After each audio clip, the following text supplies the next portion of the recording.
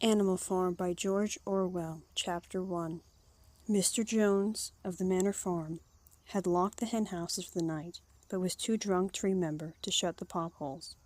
With the ring of light from his lantern dancing from side to side, he lurched across the yard, kicked off his boot to the back door, drew himself a last glass of beer from the barrel in the scullery, and made his way up to bed, where Mrs. Jones was already snoring. As soon as the light in the bedroom went out, there was a stirring and a fluttering all through the farm buildings.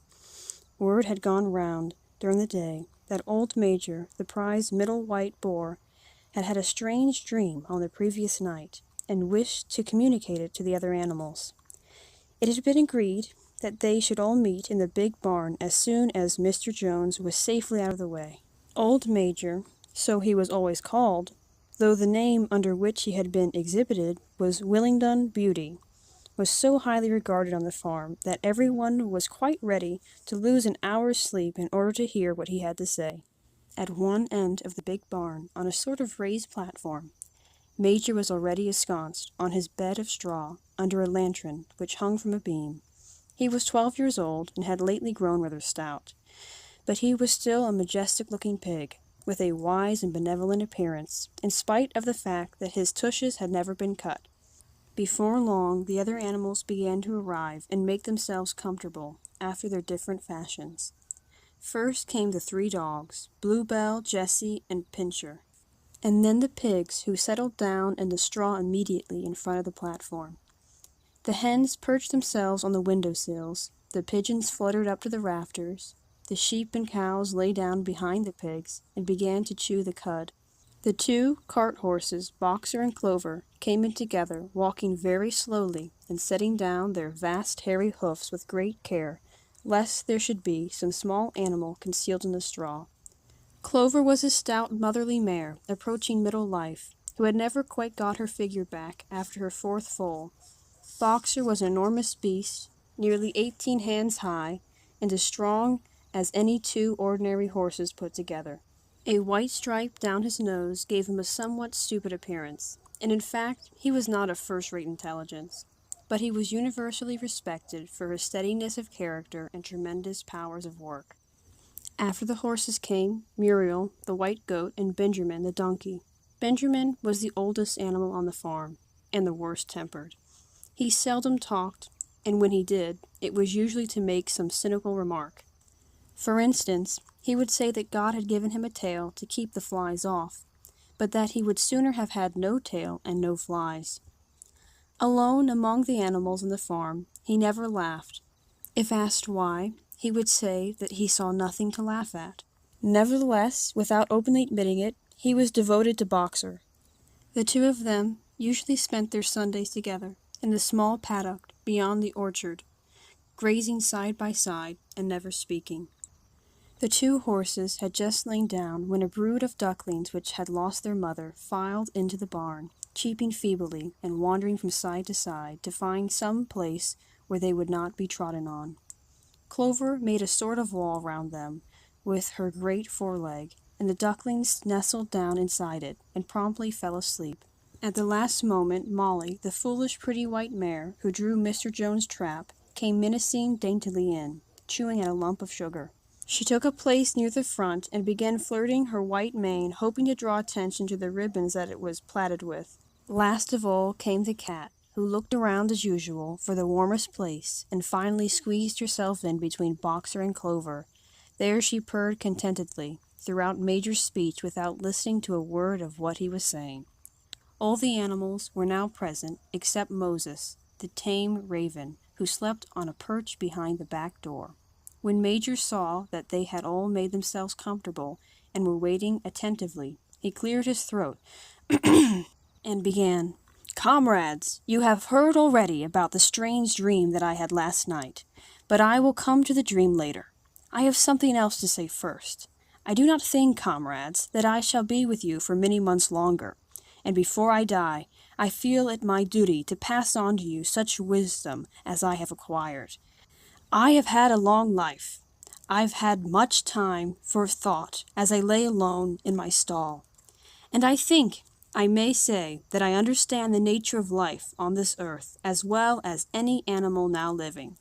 It is about this that I wish to speak to you. Now, comrades, what is the nature of this life of ours? Let us face it. Our lives are miserable, laborious, and short.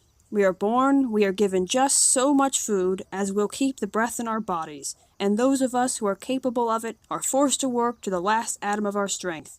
And the very instant that our usefulness has come to an end, we are slaughtered with hideous cruelty. No animal in England knows the meaning of happiness or leisure after he is a year old.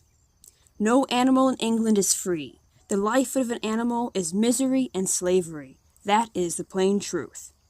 But is this simply part of the order of nature? Is it because this land of ours is so poor that it cannot afford a decent life to those who dwell upon it? No, comrades, 1,000 times no. The soil of England is fertile, its climate is good, it is capable of affording food in abundance to an enormously greater number of animals than now inhabit it. This single farm of ours would support a dozen horses, 20 cows, hundreds of sheep, and all of them living in a comfort and a dignity that are now almost beyond our imagining. Why, then, do we continue in this miserable condition? Because nearly the whole of the produce of our labor is stolen from us by human beings? There, comrades, is the answer to all our problems. It is summed up in a single word: man. Man is the only real enemy we have. Remove man from the scene, and the root cause of hunger and overwork is abolished forever. Man is the only creature that consumes without producing. He does not give milk, he does not lay eggs, he is too weak to pull the plow, he cannot run fast enough to catch rabbits. Yet he is the lord of all the animals. He sets them to work, he gives back to them the bare minimum that will prevent them from starving, and the rest he keeps for himself. Our labor tills the soil, our dung fertilizes it, and yet there is not one of us that owns more than his bare skin. You cows that I see before me, how many thousands of gallons of milk have you given during this last year? And what has happened to that milk, which should have been breeding up sturdy calves? Every drop of it has gone down the throats of our enemies. And you hens, how many eggs have you laid in this last year, and how many of those eggs ever hatched into chickens? The rest have all gone to market to bring in money for Jones and his men. And you, Clover, where are those 4 foals you bore, who should have been the support and pleasure of your old age? Each was sold at a year old. You will never see one of them again. In return for your 4 confinements and all your labor in the fields, what have you ever had except your bare rations in a stall? And even the miserable lives we lead are not allowed to reach their natural span. For myself, I do not grumble, for I am one of the lucky ones. I am 12 years old, and have had over 400 children.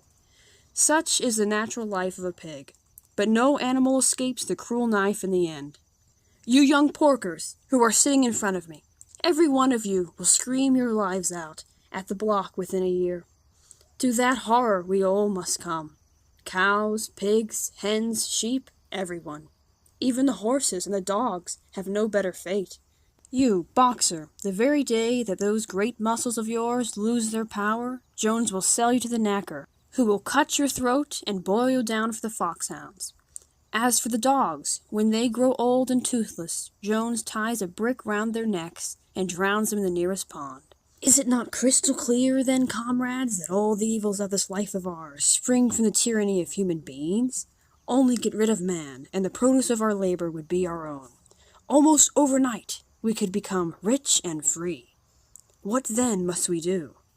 Why, work night and day, body and soul, for the overthrow of the human race. That is my message to you, comrades. Rebellion. I don't know when that rebellion will come. It might be in a week or in 100 years, but I know, as surely as I see the straw beneath my feet, that sooner or later justice will be done. Fix your eyes on that, comrades, throughout the short remainder of your lives, and above all, pass on this message of mine to those who come after you, so that future generations shall carry on the struggle until it is victorious. And remember, comrades, your resolution must never falter. No argument must lead you astray. Never listen when they tell you that man and the animals have a common interest. that the prosperity of the one is the prosperity of the others. It is all lies. Man serves the interest of no creature except himself. And among us animals, let there be perfect unity, perfect comradeship in the struggle. All men are enemies, all animals are comrades. At this moment there was a tremendous uproar. While Major was speaking, 4 large rats had crept out of their holes and were sitting on their hindquarters listening to him. The dogs had suddenly caught sight of them, and it was only by a swift dash for their holes that the rats saved their lives. Major raised his trotter for silence. "Comrades," he said, "here is a point that must be settled. The wild creatures, such as rats and rabbits, are they our friends or our enemies? Let us put it to the vote. I propose this question to the meeting. Are rats comrades?" The vote was taken at once, and it was agreed by an overwhelming majority that rats were comrades. There were only 4 dissentients, the 3 dogs and the cat, who was afterwards discovered to have voted on both sides. Major continued, "I have little more to say. I merely repeat, remember always your duty of enmity towards man and all his ways. Whatever goes upon 2 legs is an enemy. Whatever goes upon 4 legs or has wings is a friend. And remember also that in fighting against man, we must not come to resemble him. Even when you have conquered him, do not adopt his vices. No animal must ever live in a house, or sleep in a bed, or wear clothes, or drink alcohol, or smoke tobacco, or touch money, or engage in trade. All the habits of man are evil. And above all, no animal must ever tyrannize over his own kind. Weak or strong, clever or simple, we are all brothers. No animal must ever kill any other animal. All animals are equal. And now, comrades, I will tell you about my dream of last night. I cannot describe that dream to you. It was a dream of the earth as it will be when man has vanished, but it reminded me of something that I had long forgotten. Many years ago, when I was a little pig, my mother and the other sows used to sing an old song of which they knew only the tune and the first 3 words. I had known that tune in my infancy, but it had long since passed out of my mind. Last night, however, it came back to me in my dream, and what is more, the words of the song also came backwards, I am certain, which were sung by the animals of long ago, and have been lost to memory for generations. I will sing you that song now, comrades. I am old, and my voice is hoarse, but when I have taught you the tune, you can sing it better for yourselves. It is called Beast of England. Old Major cleared his throat and began to sing. As he had said, his voice was hoarse, but he sang well enough, and it was a stirring tune, something between Clementine and La Cucaracha. The words ran, Beast of England, beast of Ireland, beast of every land and clime, hearken to my joyful tidings of the golden future time. Soon or late the day is coming, tyrant man shall be o'erthrown, and the fruitful fields of England shall be trod by beast alone. Rings shall vanish from our noses, and the harness from our back. Bit and spur shall rust forever, cruel whips no more shall crack. Riches more than mind can picture, wheat and barley, oats and hay, clover, beans, and mangel-wurls shall be ours upon that day. Bright will shine the fields of England, purer shall its waters be, sweeter yet shall blow its breezes on the day that sets us free. For that day we all must labor, though we die before it break. Cows and horses, geese and turkeys, all must toil for freedom's sake. Beast of England, beast of Ireland, beast of every land and clime, hearken well and spread my tidings of the golden future time. The singing of the song threw the animals into the wildest excitement. Almost before Major had reached the end, they had begun singing it for themselves. Even the stupidest of them had already picked up the tune and a few of the words, and as for the clever ones, such as the pigs and dogs, they had the entire song by heart within a few minutes. And then, after a few preliminary tries, the whole farm burst out into Beast of England in tremendous unison. The cows lowed it, the dogs whined it, the sheep bleated it, the horses whinnied it, the ducks quacked it. They were so delighted with the song that they sang it right through 5 times in succession, and might have continued singing it all night if they had not been interrupted. Unfortunately, the uproar awoke Mr. Jones, who sprang out of bed, making sure that there was a fox in the yard. He seized the gun, which always stood in a corner of his bedroom, and let fly a charge of No. 6 shot into the darkness. The pellets buried themselves in the wall of the barn, and the meeting broke up hurriedly. Everyone fled to his own sleeping place. The birds jumped onto their perches, the animals settled down the straw, and the whole farm was asleep in a moment. End of Chapter 1. Animal Farm by George Orwell, Chapter 2. 3 nights later, old Major died peacefully in his sleep. His body was buried at the foot of the orchard. This was early in March. During the next 3 months, there was much secret activity. Major's speech had given to the more intelligent animals on the farm a completely new outlook on life. They did not know when the rebellion predicted by Major would take place. They had no reason for thinking that it would be within their own lifetime, but they saw clearly that it was their duty to prepare for it.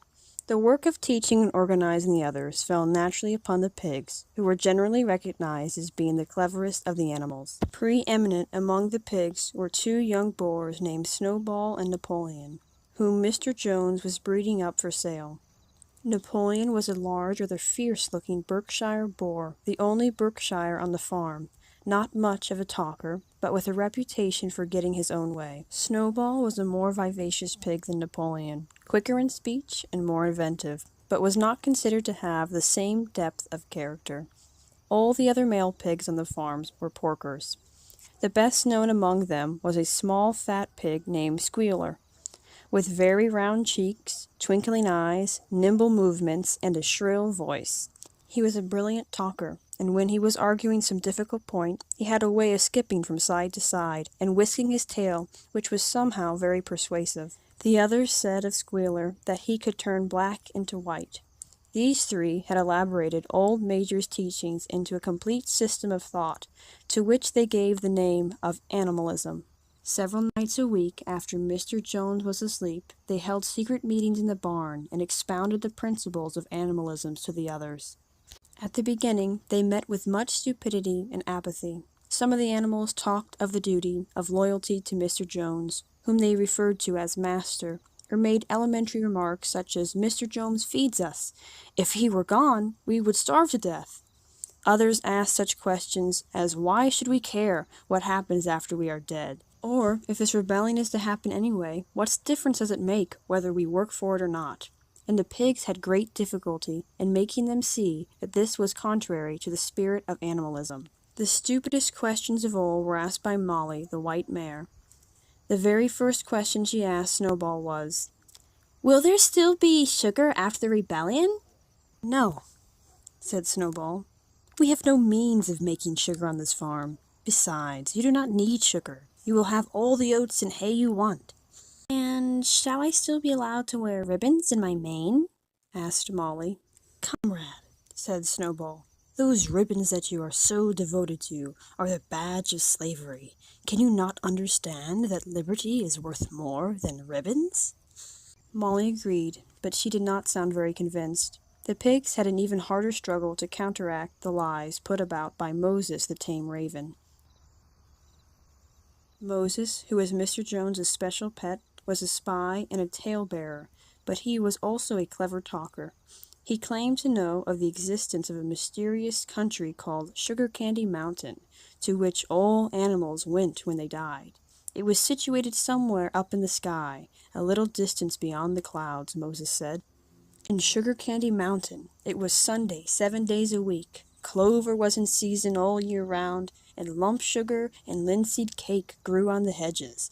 The animals hated Moses because he told tales and did no work.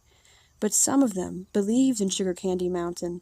and the pigs had to argue very hard to persuade them that there was no such place. Their most faithful disciples were the two cart horses, Boxer and Clover. These two had great difficulty in thinking anything out for themselves, but having once accepted the pigs as their teachers, they absorbed everything that they were told, and passed it on to the other animals by simple arguments. They were unfailing in their attendance at the secret meetings in the barn, and led the singing of Beast of England, with which the meetings always ended. Now, as it turned out, the rebellion was achieved much earlier and more easily than anyone had expected. In past years, Mr. Jones, although a hard master, had been a capable farmer, but of late he had fallen on evil days. He had become much disheartened after losing money in a lawsuit, and had taken to drinking more than was good for him. For whole days at a time he would lounge in his Windsor chair in the kitchen, reading the newspaper, drinking, and occasionally feeding Moses on crust of bread soaked in beer. His men were idle and dishonest. The fields were full of weeds, the buildings wanted roofing, the hedges were neglected, and the animals were underfed. June came, and the hay was almost ready for cutting. On Midsummer's Eve, which was Saturday, Mr. Jones went into Willingdon, and got so drunk at the Red Lion that he did not come back till midday on Sunday. The men had milked the cows in the early morning, and then had gone out rabbiting, without bothering to feed the animals. When Mr. Jones got back, he immediately went to sleep on the drawing-room sofa, with the news of the world over his face, so that when evening came, the animals were still unfed. At last, they could stand it no longer. One of the cows broke in the door of the store shed with her horn, and all the animals began to help themselves from the bins. It was just then that Mr. Jones woke up. The next moment, he and his 4 men were in the store shed with whips in their hands, lashing out in all directions. This was more than the hungry animals could bear. With one accord, though nothing of this kind had been planned beforehand, they flung themselves upon their tormentors. Jones and his men suddenly found themselves being butted and kicked from all sides. The situation was quite out of their control. They had never seen animals behave like this before, and this sudden uprising of creatures whom they were used to thrashing and maltreating just as they chose frightened them almost out of their wits. After only a moment or two, they gave up trying to defend themselves and took to their heels. A minute later, all 5 of them were in full flight down the cart track that led to the main road, with the animals pursuing them in triumph. Mrs. Jones looked out of the bedroom window, saw what was happening, hurriedly flung a few possessions into a carpet bag, and slipped out of the farm by another way. Moses sprang off his perch and flapped after her, croaking loudly. Meanwhile, the animals had chased Jones and his men out onto the road and slammed the 5-barred gate behind them. And so, almost before they knew what was happening, the rebellion had been successfully carried through. Jones was expelled, and the manor farm was theirs. For the first few minutes, the animals could hardly believe in their good fortune. Their first act was to gallop in a body right round the boundaries of the farm, as though to make quite sure that no human being was hiding anywhere upon it. Then they raced back to the farm buildings to wipe out the last traces of Jones' hated reign. The harness room at the end of the stables was broke open. The bits, the nose rings, the dog chains, the cruel knives with which Mr. Jones had been used to castrate the pigs and lambs were all flung down the well. The reins, the halters, the blinkers, the degrading nose bags were thrown onto the rubbish fire, which was burning in the yard. So were the whips. All the animals capered with joy when they saw the whips going up in flames. Snowball also threw onto the fire the ribbons with which the horses' manes and tails had usually been decorated on market days. "Ribbons," he said, "should be considered as clothes, which are the mark of human being. All animals should go naked." When Boxer heard this, he fetched the small straw hat which he wore in summer to keep the flies out of his ears, and flung it onto the fire with the rest. In a very little while, the animals had destroyed everything that reminded them of Mr. Jones. Napoleon then led them back to the store shed and served out a double ration of corn to everybody, with 2 biscuits for each dog. Then they sang Beast of England from end to end 7 times running, and after that they settled down for the night, and slept as they had never slept before. But they woke at dawn as usual, and suddenly remembering the glorious thing that had happened, they all raced out into the pasture together. A little way down the pasture there was a knoll that commanded a view of most of the farm. The animals rushed to the top of it, and gazed round them in the clear morning light. Yes, it was theirs. Everything that they could see was theirs. In the ecstasy of that thought, they gamboled round and round. They hurled themselves into the air in great leaps of excitement. They rolled in the dew. They cropped mouthfuls of sweet summer grass. They kicked up clods of the black earth and snuffled its rich scent. Then they made a tour of inspection of the whole farm, and surveyed, with speechless admiration, the ploughland, the hayfield, the orchard, the pool, the spinney. It was as though they had never seen these things before, and even now they could hardly believe that it was all their own. They then filed back to the farm buildings and halted in silence outside the door of the farmhouse. That was theirs too, but they were frightened to go inside. After a moment, however, Snowball and Napoleon butted the door open with their shoulders, and the animals entered in single file, walking with the utmost care for fear of disturbing anything. They tiptoed from room to room, afraid to speak above a whisper, and gazing with a kind of awe at the unbelievable luxury, at the beds with their feathered mattresses, the looking-glasses, the horsehair sofa, the Brussels carpet, the lithograph of Queen Victoria over the drawing-room mantelpiece. They were lost coming down the stairs, when Molly was discovered to be missing. Going back, the others found that she had remained behind in the best bedroom. She had taken a piece of blue ribbon from Mrs. Jones's dressing table, and was holding it against her shoulder, and admiring herself in the glass in a very foolish manner. The others reproached her sharply, and they went outside. Some hams, hanging in the kitchen, were taken out for burial, and the barrel of beer in the scullery was stove in with a kick from Boxer's hoof. Otherwise nothing in the house was touched. A unanimous resolution was passed on the spot that the farmhouse should be preserved as a museum. All were agreed that no animal must ever live there. The animals had their breakfast, and then Snowball and Napoleon called them together again. "Comrades," said Snowball, "it is 6:30, and we have a long day before us. Today we begin the hay harvest. But there is another matter that must be attended to first." The pigs now revealed that during the past 3 months they had taught themselves to read and write from an old spelling book which had belonged to Mr. Jones's children, and which had been thrown on the rubbish heap. Napoleon sent for pots of black and white paint, and led the way down to the 5-barred gate that gave on to the main road. Then Snowball, for it was Snowball who was best at writing, took a brush between the 2 knuckles of his trotter, painted out Manor Farm from the top bar of the gate, and in its place painted Animal Farm. This was to be the name of the farm from now onwards. After this they went back to the farm buildings, where Snowball and Napoleon sent for a ladder, which they caused to be set against the end wall of the big barn. They explained that by their studies of the past 3 months the pigs had succeeded in reducing the principles of animalism to 7 commandments. These 7 commandments would now be inscribed on the wall. They would form an unalterable law by which all animals on Animal Farm must live forever after. With some difficulty, for it's not easy for a pig to balance himself on a ladder, Snowball climbed up and set to work, with Squealer, a few rungs below him, holding the paint pot. The commandments were written on the tarred wall in great white letters that could be read 30 yards away. They ran thus, the 7 commandments. Number 1, whatever goes upon 2 legs is an enemy. Number 2, whatever goes upon 4 legs or has wings is a friend. Number 3, no animal shall wear clothes. Number 4, no animal shall sleep in a bed. Number 5, no animal shall drink alcohol. Number 6, no animal shall kill any other animal.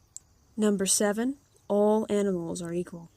It was very neatly written, and except that friend was written frind, and one of the S's was the wrong way around, the spelling was correct all the way through. Snowball read it aloud for the benefit of the others. All the animals nodded in complete agreement, and the cleverer ones at once began to learn the commandments by heart.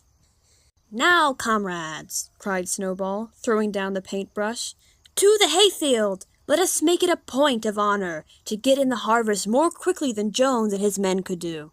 But at this moment the 3 cows who had seemed uneasy for time past set up a loud lowing. They had not been milked for 24 hours, and their udders were almost bursting. After a little thought, the pigs sent for buckets and milked the cows fairly successfully, their trotters being well adept to this task. Soon there were 5 buckets of frothing creamy milk, at which many of the animals looked with considerable interest. "What is going to happen to all that milk?" said someone. "Jones used to sometimes mix some of it in our mash," said one of the hens. "Never mind the milk, comrades," cried Napoleon, placing himself in front of the buckets. "This will be attended to. The harvest is more important. Comrade Snowball will lead the way. I shall follow in a few minutes. Forward, comrades! The hay is waiting." So the animals trooped down to the hayfields to begin the harvest, and when they came back in the evening, it was noticed that the milk had disappeared. End of Chapter 2. Animal Farm by George Orwell. Chapter 3. How they toiled and sweated to get the hay in, but their efforts were rewarded, for the harvest was an even bigger success than they had hoped. Sometimes the work was hard. The implements had been designed for human beings and not for animals, and it was a great drawback that no animal was able to use any tool that involved standing on his hind legs. But the pigs were so clever that they could think of a way around every difficulty. As for the horses, they knew every inch of the field, and in fact understood the business of mowing and raking far better than Jones and his men had ever done. The pigs did not actually work, but directed and supervised the others. With their superior knowledge, it was natural that they should assume the leadership. Boxer and Clover would harness themselves to the cutter or the horse rake. No bits or reins were needed in these days, of course, and tramp steadily round and round the field with a pig walking behind and calling out, "Gee up, comrade!" or "Whoa back, comrade!" as the case might be. And every animal, down to the humblest, worked at turning the hay and gathering it. Even the ducks and hens toiled to and fro all day in the sun, carrying tiny wisps of hay in their beaks. In the end, they finished harvest in 2 days less time than it had usually taken Jones and his men. Moreover, it was the biggest harvest that the farm had ever seen. There was no wastage whatever. The hens and ducks, with their sharp eyes, had gathered up the very last stalk, and not an animal on the farm had stolen so much as a mouthful. All through that summer, the work of the farm went like clockwork. The animals were happy, as they had never conceived it possible to be. Every mouthful of food was an acute positive pleasure, now that it was truly their own food, produced by themselves and for themselves, not doled out to them by a grudging master. With the worthless, parasitical human beings gone, there was more for everyone to eat. There was more leisure, too. Inexperienced, though, the animals were. They met with many difficulties. For instance, later in the year, when they harvested the corn, they had to tread it out in the ancient style and blow away the chaff with their breath, since the farm possessed no threshing machine. But the pigs, with their cleverness, and Boxer, with his tremendous muscles, always pulled them through. Boxer was the admiration of everybody. He had been a hard worker, even in Jones's time, but now he seemed more like 3 horses than 1. There were days when the entire work of the farm seemed to rest on his mighty shoulders. From morning to night he was pushing and pulling, always the spot where the work was hardest. He had made an arrangement with one of the cockerels to call him in the morning half an hour earlier than anyone else, and would put in some volunteer labor at whatever seemed to be most needed, before the regular day's work began. His answer to every problem, every setback was, "I will work harder," which he had adopted as his personal motto. But everyone worked according to his capacity. The hens and ducks, for instance, saved 5 bushels of corn at the harvest by gathering up the stray grains. Nobody stole, nobody grumbled over his rations. The quarreling and biting and jealousy, which had been normal features of life in the old days, had almost disappeared. Nobody shirked, or almost nobody. Molly, it was true, was not good at getting up in the mornings, and had a way of leaving work early on the ground that there was a stone in her hoof. And the behavior of the cat was somewhat peculiar. It was soon noticed that when there was work to be done, the cat could never be found. She would vanish for hours on end, and then reappear at meal times or in the evening after work was over, as though nothing had happened. But she always made such excellent excuses, and purred so affectionately that it was impossible not to believe in her good intentions. Old Benjamin the donkey seemed quite unchanged since the rebellion. He did his work in the same slow, obstinate way as he had done in Jones's time, never shirking and never volunteering for extra work either. About the rebellion and its results he would express no opinion. When asked whether he was not happier now that Jones was gone, he would say only, "Donkeys live a long time. None of you has ever seen a dead donkey." And the others had to be content with his cryptic answer. On Sundays there was no work. Breakfast was an hour later than usual, and after breakfast there was a ceremony which was observed every week without fail. First came the hoisting of the flag. Snowball had found in the harness room an old green tablecloth of Mrs. Jones, and had painted on it a hoof and a horn in white. This was run up the flagstaff in the farmhouse garden every Sunday morning. The flag was green, Snowball explained, to represent the green fields of England, while the hoof and horn signified the future republic of the animals, which would arise when the human race had been finally overthrown. After the hoisting of the flag, all the animals trooped into the big barn for a general assembly, which was known as the meeting. Here the work of the coming week was planned out, and resolutions were put forward and debated. It was always the pigs who put forward the resolutions. The other animals understood how to vote, but could never think of any resolutions of their own. Snowball and Napoleon were by far the most active in their debates, but it was noticed that these two were never in agreement. Whatever suggestion either of them made, the other could be counted on to oppose it.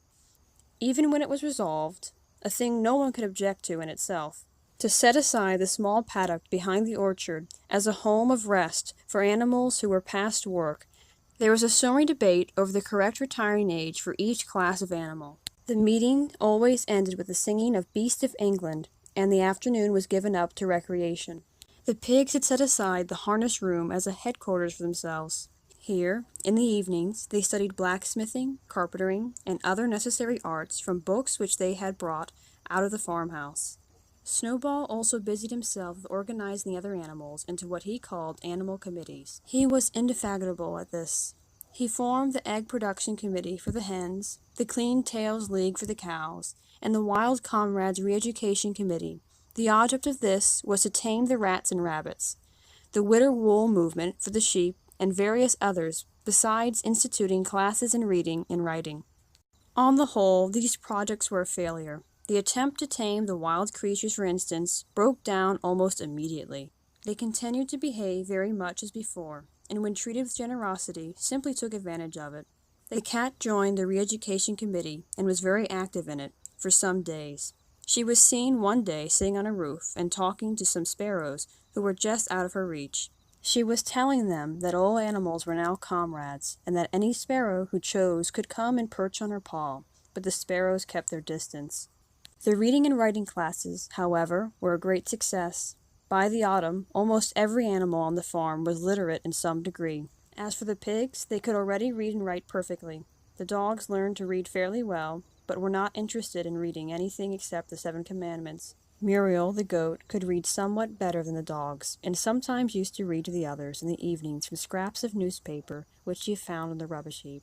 Benjamin could read as well as any pig, but never exercised his faculty. So far as he knew, he said, there was nothing worth reading.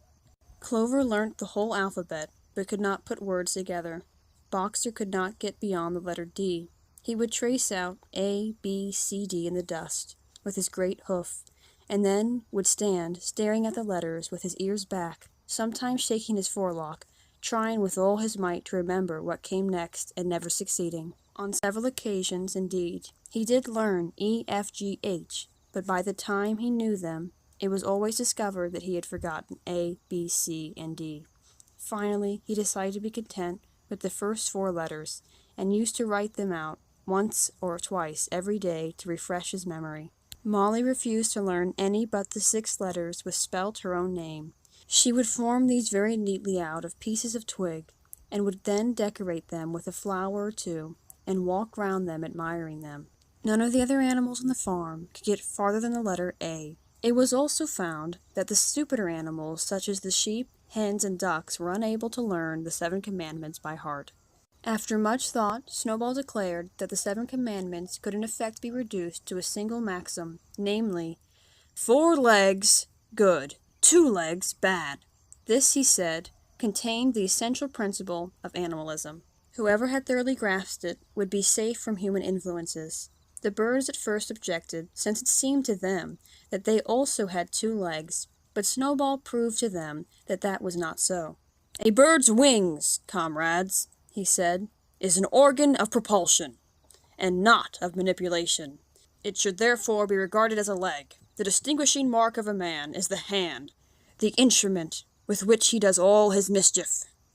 The birds did not understand Snowball's long words, but they accepted his explanation, and all the humbler animals set to work to learn the new maxim by heart. 4 legs good, 2 legs bad, was inscribed on the end wall of the barn above the 7 commandments and in bigger letters. When they had once got it by heart, the sheep devoted a great liking for this maxim, and often, as they lay in the field, they would all start bleating, 4 legs good, 2 legs bad; 4 legs good, 2 legs bad, and kept it up for hours on end, never growing tired of it. Napoleon took no interest in Snowball's committees. He said that the education of the young was more important than anything that could be done for those who were already grown up. It happened that Jessie and Bluebell had both whelped soon after the hay harvest, giving birth between them to 9 sturdy puppies.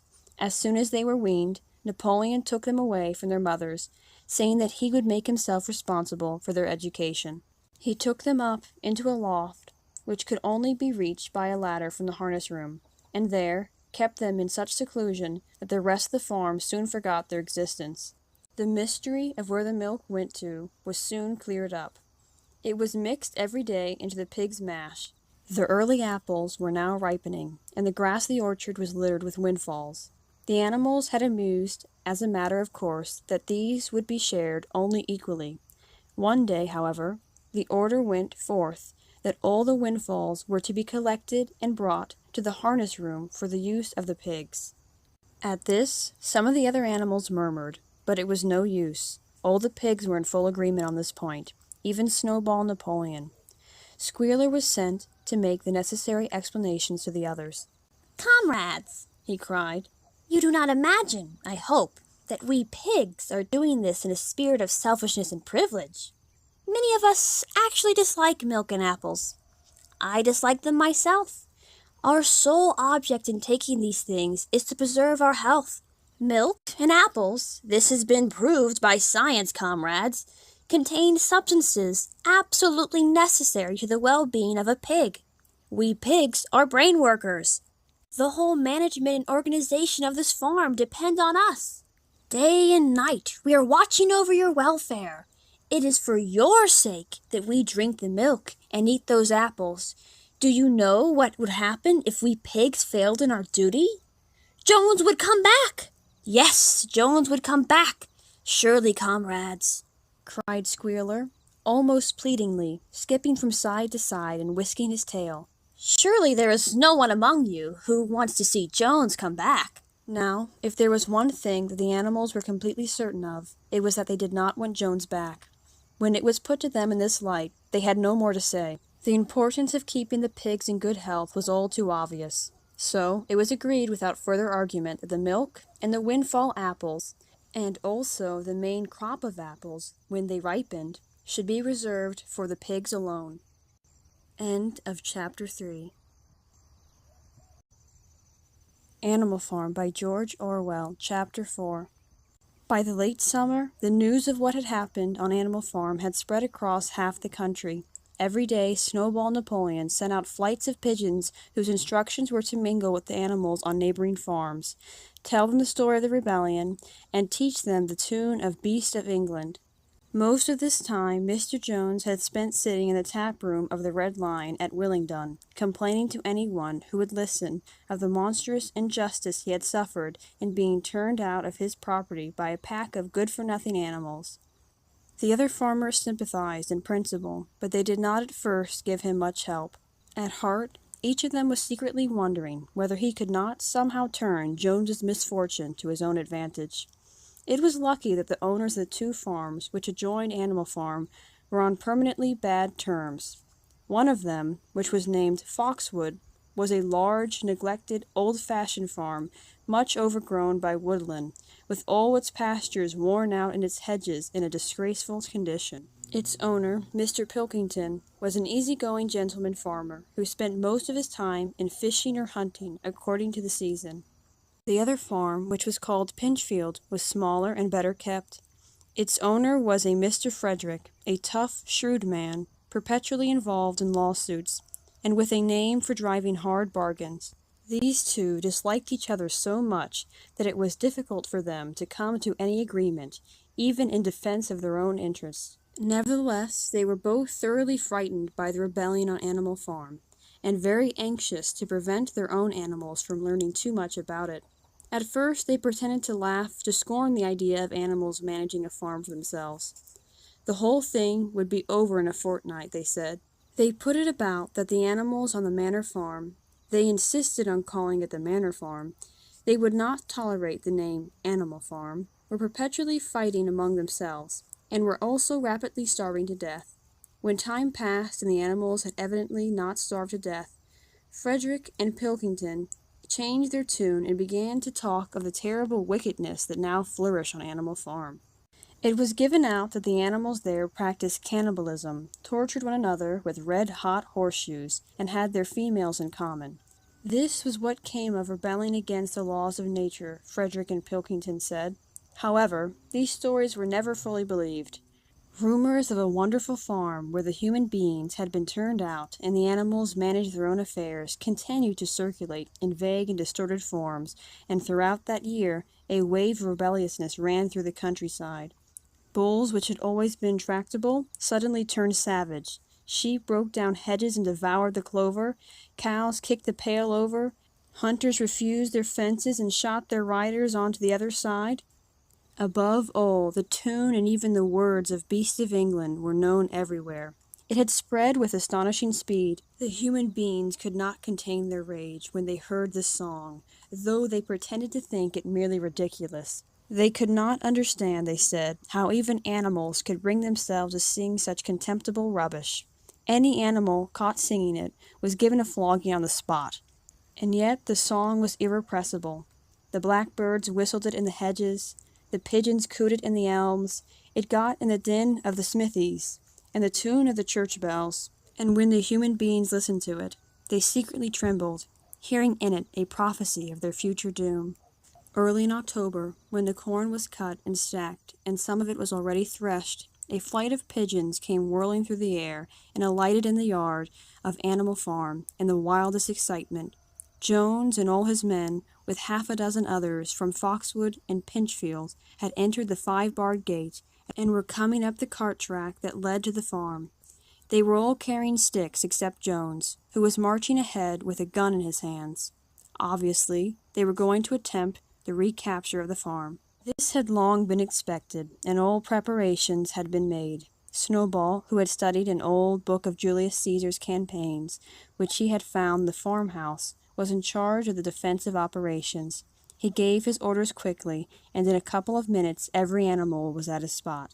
As the human beings approached the farm buildings, Snowball launched his first attack. All the pigeons, to the number of 35, flew to and fro over the men's heads, and muted upon them from mid-air, and while the men were dealing with this, the geese, who had been hiding behind the hedge, rushed out and pecked viciously at the calves of their legs. However, this was only a light skirmishing maneuver, intended to create a little disorder, and the men easily drove the geese off with their sticks. Snowball now launched his second line of attack.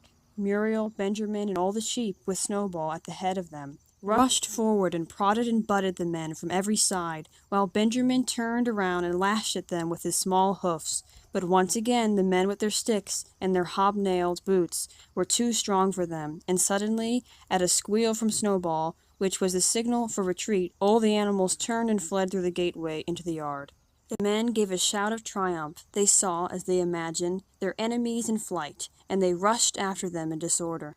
This was just what Snowball had intended. As soon as they were well inside the yard, the 3 horses, the 3 cows, and the rest of the pigs who had been lying in ambush in the cowshed suddenly emerged in their rear, cutting them off. Snowball now gave the signal for the charge. He himself dashed straight for Jones. Jones saw him coming, raised his gun, and fired. The pellets scored bloody streaks along Snowball's back, and a sheep dropped dead. Without halting for an instant, Snowball flung his 15-stone against Jones's legs. Jones was hurled into a pile of dung, and his gun flew out of his hands. But the most terrifying spectacle of all was Boxer, rearing up on his hind legs and striking out with his great iron-shod hoofs like a stallion. His first blow took a stable lad from Foxwood on the skull and stretched him lifeless in the mud. At the sight, several men dropped their sticks and tried to run. Panic overtook them, and the next moment all the animals together were chasing them round and round the yard. They were gored, kicked, beaten, trampled on. There was not an animal on the farm that did not take vengeance on them after his own fashion.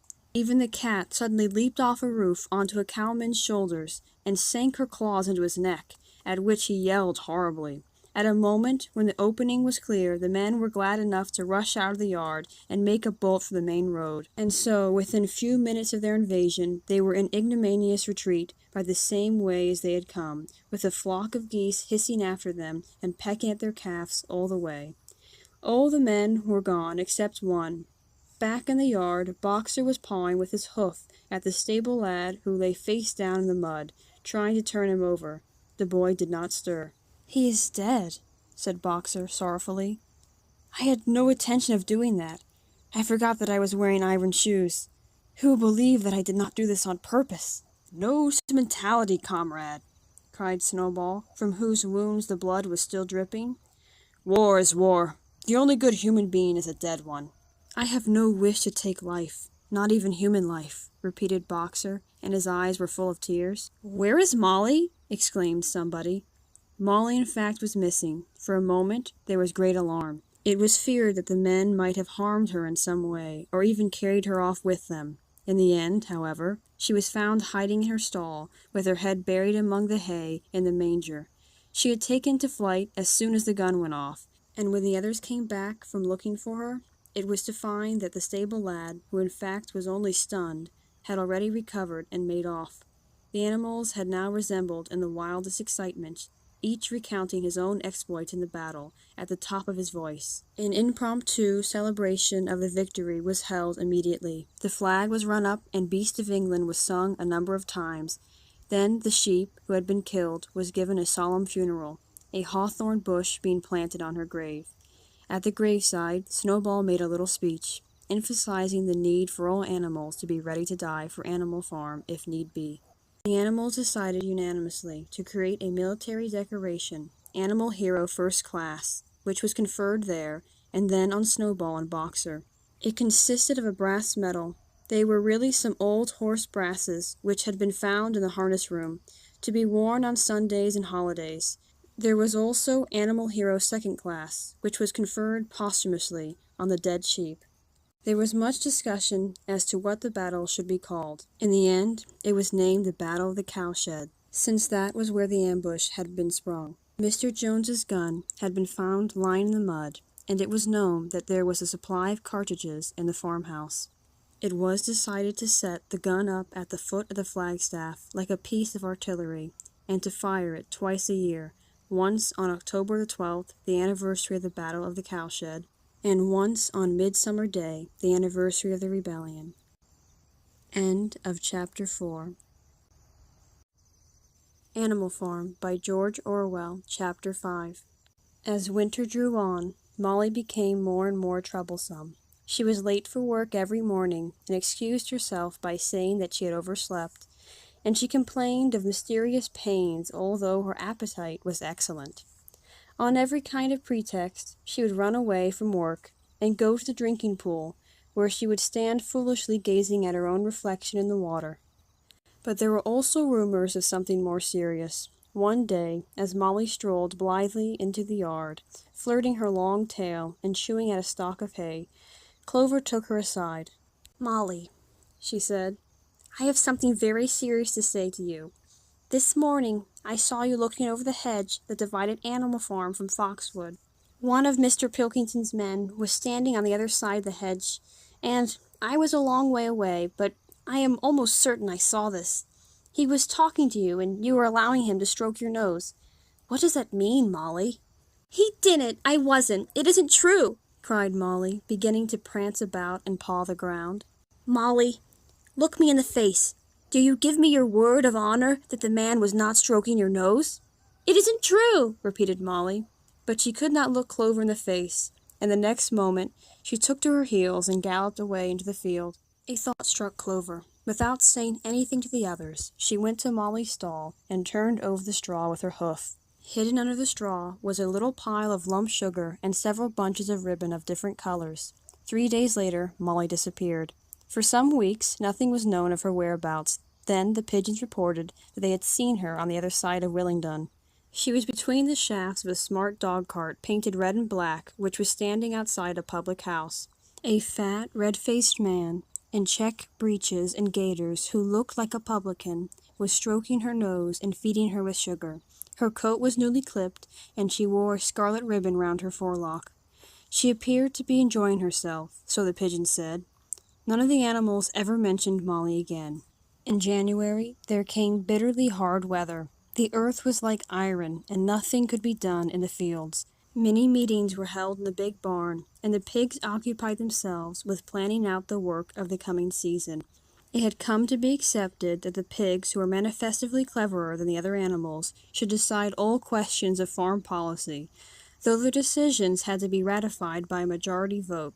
This arrangement would have worked well enough if it had not been for the dispute between Snowball and Napoleon. These two disagreed at every point where disagreement was possible. If one of them suggested sowing a bigger acreage with barley, the other was certain to demand a bigger acreage of oats. And if one of them said that such and such a field was just right for cabbages, the other would declare that it was useless for anything except roots. Each had his own following, and there were some violent debates.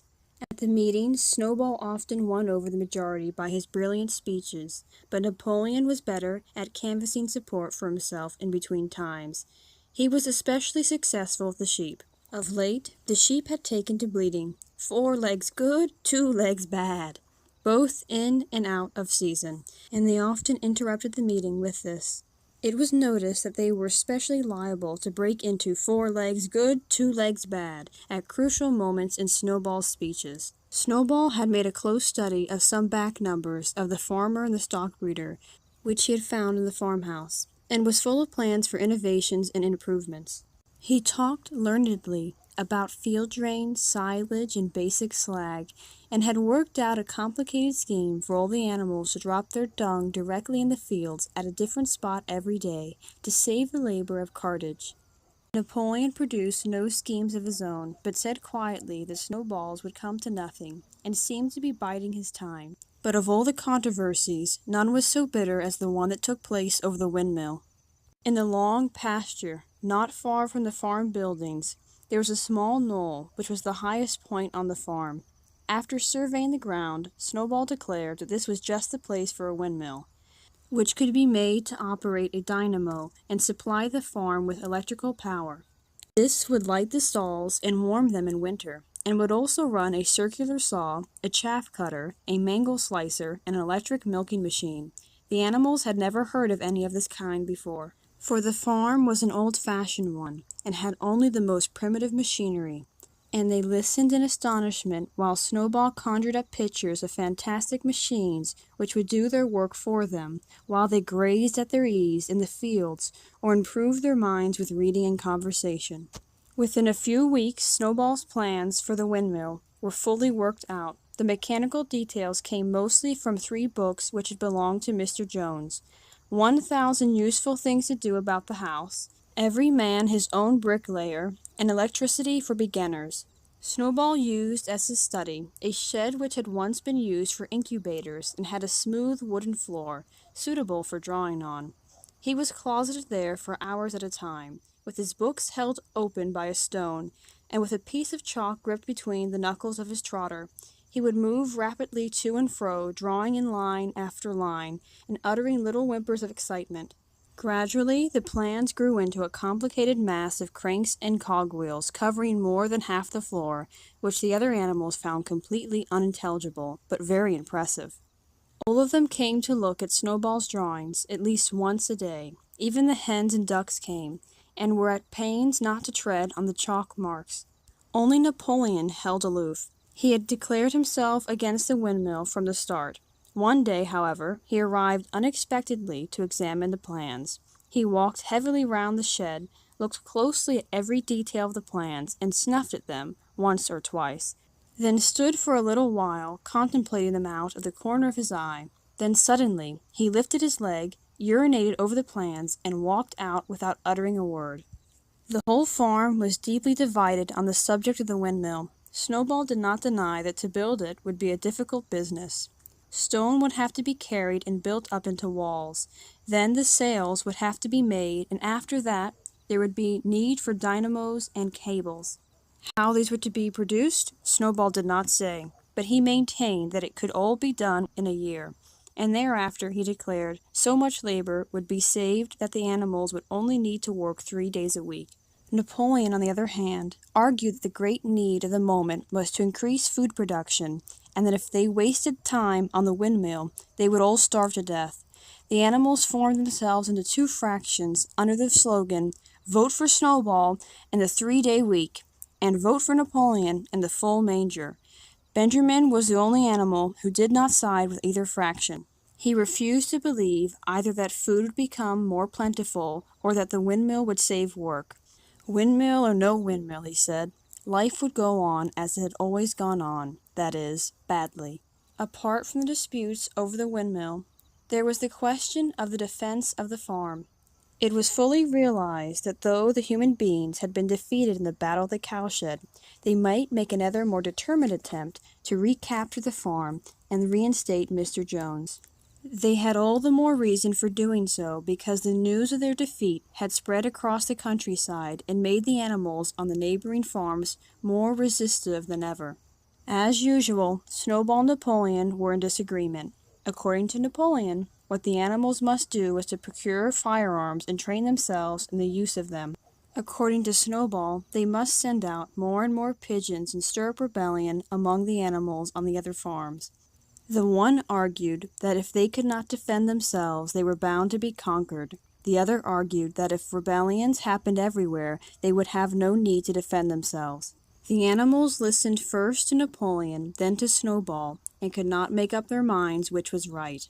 Indeed, they always found themselves in agreement with the one who was speaking at the moment. At last the day came when Snowball's plans were completed. At the meeting on the following Sunday, the question of whether or not to begin work on the windmill was to be put to the vote. When the animals had assembled in the big barn, Snowball stood up, and though occasionally interrupted by bleating from the sheep, set forth his reasons for advocating the building of the windmill. Then Napoleon stood up to reply. He said very quietly that the windmill was nonsense, and that he advised nobody to vote for it, and promptly sat down again. He had spoken for barely 30 seconds, and seemed almost indifferent as to the effect he produced. At this, Snowball sprang to his feet, and shouting down the sheep, who had begun bleating again, broke into a passionate appeal in favor of the windmill. Until now, the animals had been equally divided in their sympathies, but in a moment Snowball's eloquence had carried them away. In glowing sentences he painted a picture of Animal Farm as it might be when sordid labor was lifted from the animals' backs. His imagination had now run far beyond chaff cutters and turnip slicers. Electricity, he said, could operate threshing machines, plows, harrows, rollers and reapers and binders. Besides supplying every stall with its own electric light, hot and cold water, and an electric heater, by the time he had finished speaking, there was no doubt as to which way the vote would go. But just at this moment Napoleon stood up, and casting a peculiar sidelong look at Snowball, uttered a high-pitched whimper of a kind no one had ever heard him utter before. At this there was a terrible baying sound outside, and 9 enormous dogs wearing brass-studded collars came bounding into the barn. They dashed straight for Snowball, who only sprang from his place just in time to escape their snapping jaws. In a moment he was out of the door, and they were after him.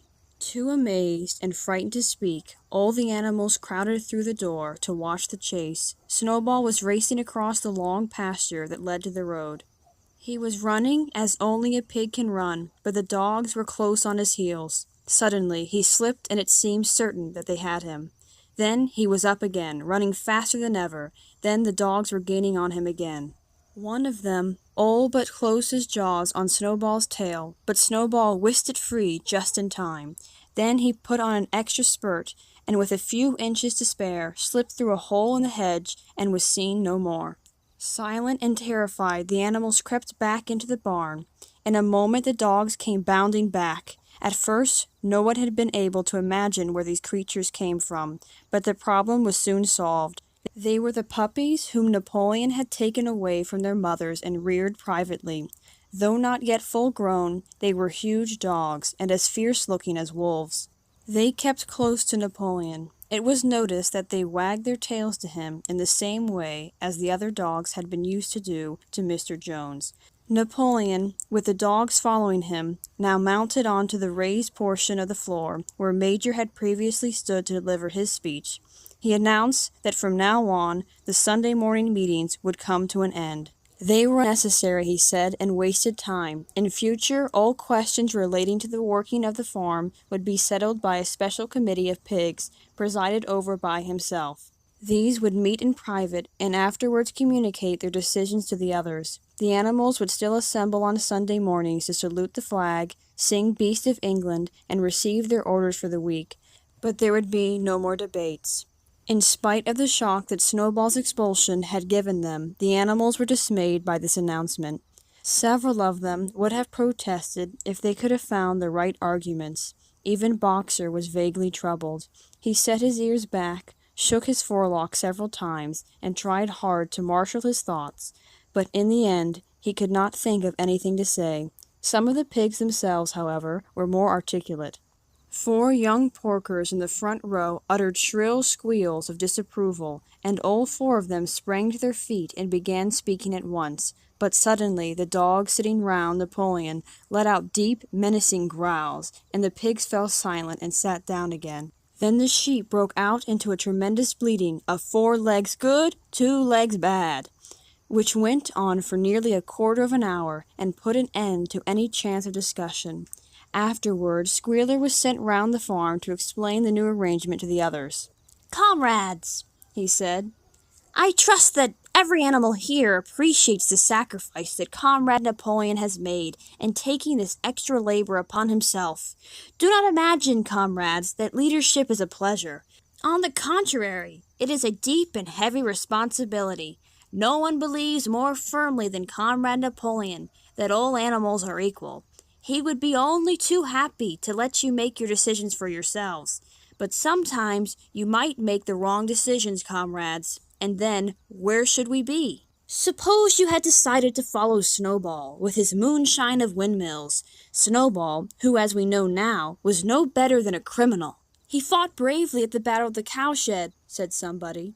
Bravery is not enough, said Squealer. Loyalty and obedience are more important.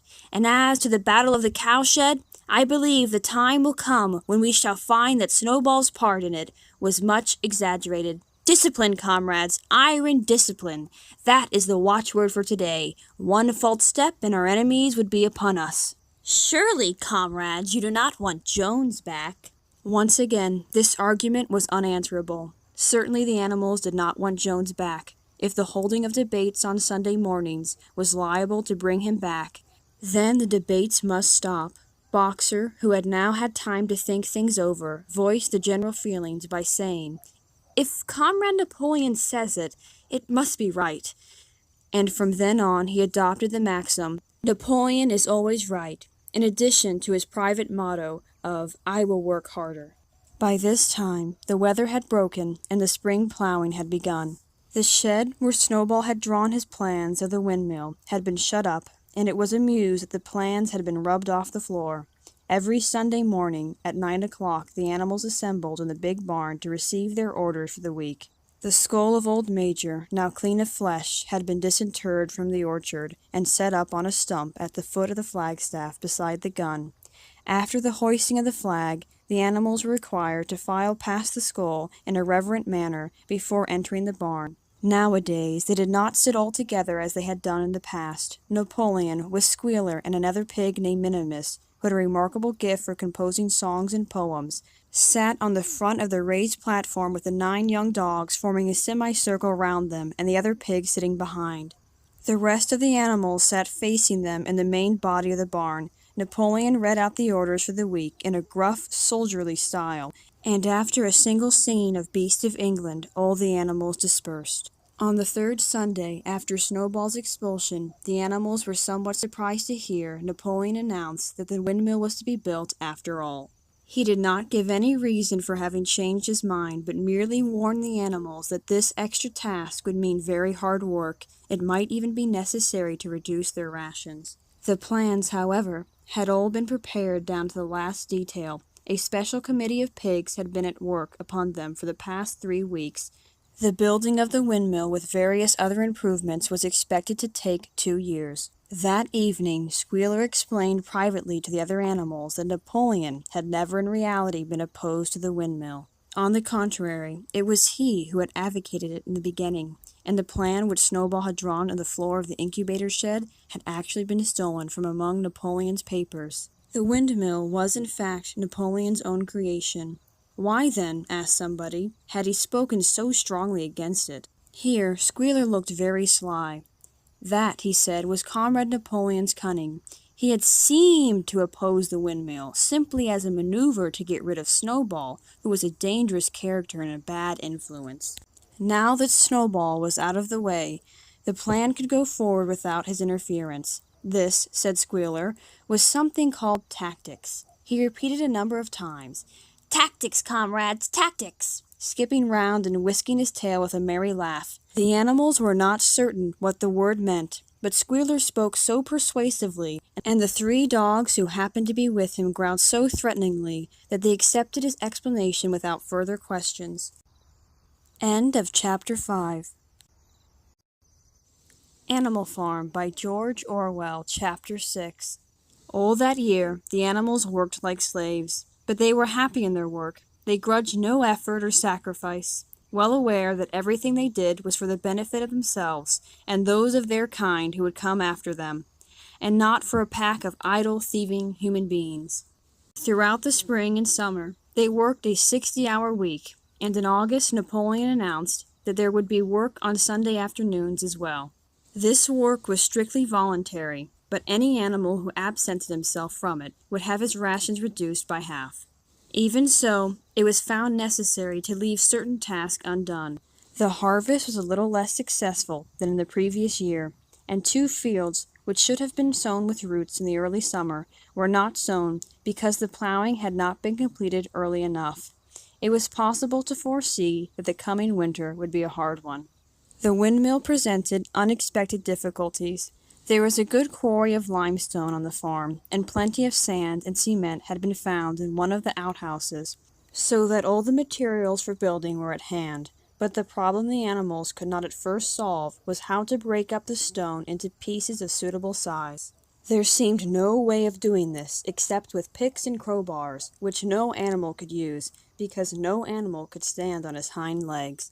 Only after weeks of vain effort did the right idea occur to somebody, namely, to utilize the force of gravity. Huge boulders, far too big to be used as they were lying all over the bed of the quarry. The animals lashed ropes round these, and then all together, cows, horses, sheep, any animal that could lay hold of the rope, even the pigs sometimes joined in at critical moments.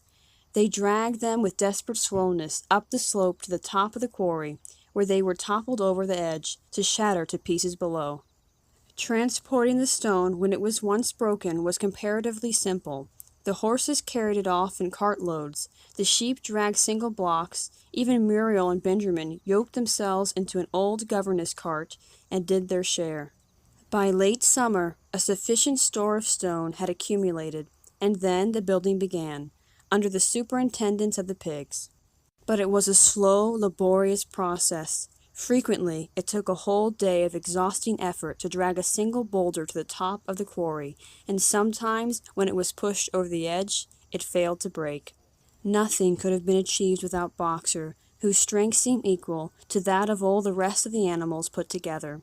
When the boulder began to slip, and the animals cried out in despair at finding themselves dragged down the hill, it was always Boxer who strained himself against the rope and brought the boulder to a stop. To see him toiling up the slope, inch by inch, his breath coming fast, the tips of his hoofs clawing at the ground, and his great sides matted with sweat, filled everyone with admiration. Clover warned him sometimes to be careful not to overstrain himself, but Boxer would never listen to her. His two slogans, "I will work harder" and "Napoleon is always right," seemed to him a sufficient answer to all problems. He had made an arrangement with the cockerel to call him 3/4 of an hour earlier in the mornings instead of half an hour, and in his spare moments, of which there were not many nowadays, he would go alone to the quarry, collect a load of broken stone, and drag it down to the site of the windmill unassisted. The animals were not badly off throughout the summer, in spite of the hardness of their work. If they had no more food than they had in Jones's day, at least they did not have less. The advantage of only having to feed themselves and not having to support 5 extravagant human beings as well was so great that it would have taken a lot of failures to outweigh it. And in many ways the animal method of doing things was more efficient and saved labor. Such jobs as weeding, for instance, could be done with a thoroughness impossible to human beings, and again, since no animal now stole, it was unnecessary to fence off pasture from arable land, which saved a lot of labor on the upkeep of hedges and gates. Nevertheless, as the summer wore on, various unforeseen shortages began to make themselves felt.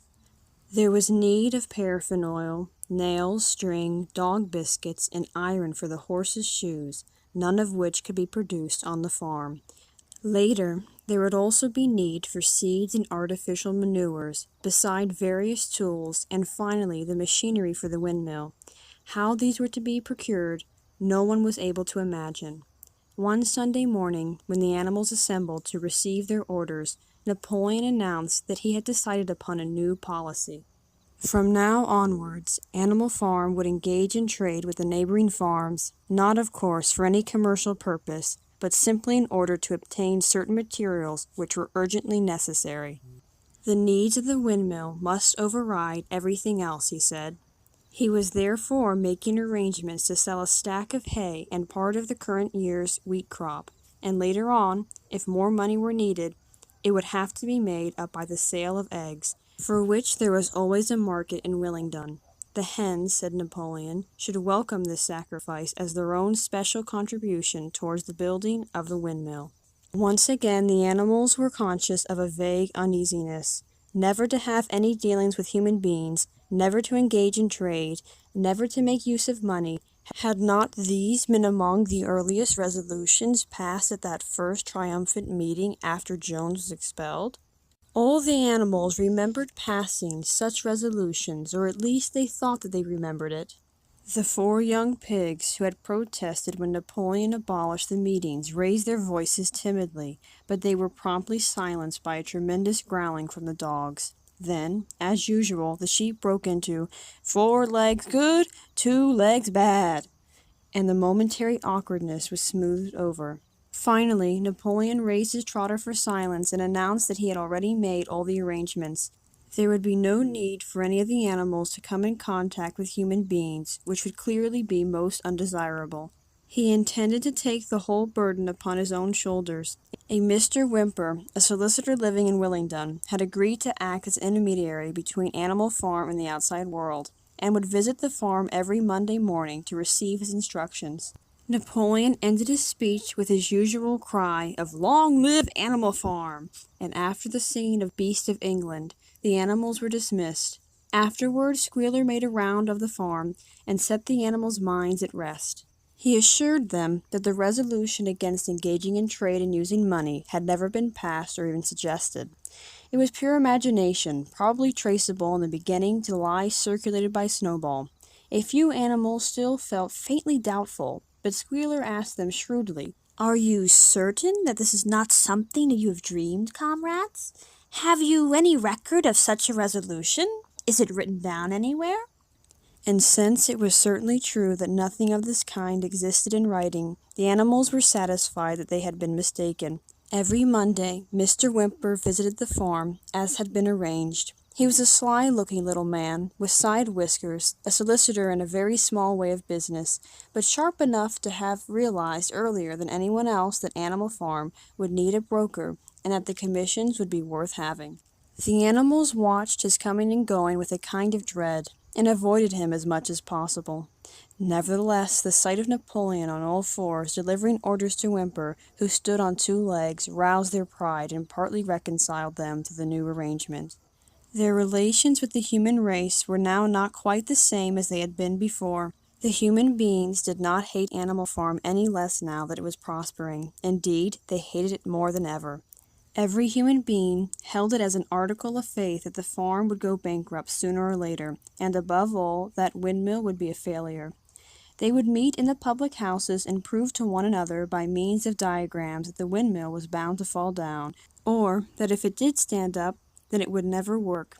And yet, against their will, they developed a certain respect for the efficiency with which the animals were managing their own affairs.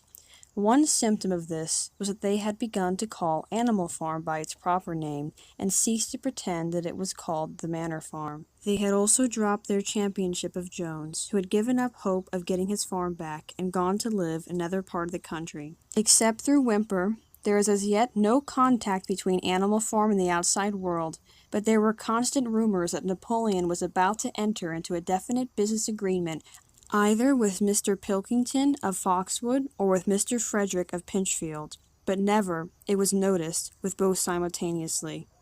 It was about this time that the pigs suddenly moved into the farmhouse and took up their residence there. Again, the animals seemed to remember that a resolution against this had been passed in the earlier days, and again Squealer was able to convince them that this was not the case. It was absolutely necessary, he said, that the pigs, who were the brains of the farm, should have a quiet place to work in. It was also more suited to the dignity of the leader, for of late he had taken to speaking of Napoleon under the title of leader, to live in a house than in a mere sty. Nevertheless, some of the animals were disturbed when they heard that the pigs not only took their meals in the kitchen and used the drawing-room as a recreation room, but also slept in the beds. Boxer passed it off as usual, with Napoleon is always right, but Clover, who thought she remembered a definite ruling against beds, went to the end of the barn and tried to puzzle out the 7 commandments which were inscribed there. Finding herself unable to read more than individual letters, she fetched Muriel. "Muriel," she said, "read me the 4th commandment. Does it not say something about never sleeping in a bed?" With some difficulty, Muriel spelt it out. "It says no animal shall sleep in a bed with sheets," she announced finally. Curiously enough, Clover had not remembered that the 4th commandment mentioned sheets, but as it was there on the wall, it must have done so, and Squealer, who happened to be passing at this moment, attended by 2 or 3 dogs, was able to put the whole matter in its proper perspective. "You have heard then, comrades," he said, "that we pigs now sleep in the beds of the farmhouse. And why not? You did not suppose, surely, that there was ever ruling against beds. A bed merely means a place to sleep in. A pile of straw and a stall is a bed properly regarded. The rule was against sheets, which are a human invention. We have removed the sheets from the farmhouse beds, and sleep between blankets. And very comfortable beds they are, too, but not more comfortable than we need. I can tell you, comrades, with all the brain work we have to do nowadays, you would not rob us of our repose, would you, comrades? You would not have us too tired to carry out our duties. Surely none of you wishes to see Jones back." The animals reassured him on this point immediately, and no more was said about the pigs sleeping in the farmhouse beds. And when, some days afterwards, it was announced that from now on the pigs would get up an hour later in the mornings than the other animals, no complaint was made about that either. By the autumn, the animals were tired but happy. They had had a hard year, and after the sale of part of the hay and corn, the stores of food for the winter were none too plentiful, but the windmill compensated for everything. It was almost half built now. After the harvest, there was a stretch of clear, dry weather, and the animals toiled harder than ever, thinking it well worth while to plod to and fro all day with blocks of stone if by doing so they could raise the walls another foot. Boxer would even come out at nights and work for an hour or two on his own by the light of the harvest moon. In their spare moments the animals would walk round and round the half-finished mill, admiring the strength and perpendicularity of its walls, and marveling that they should ever have been able to build anything so imposing.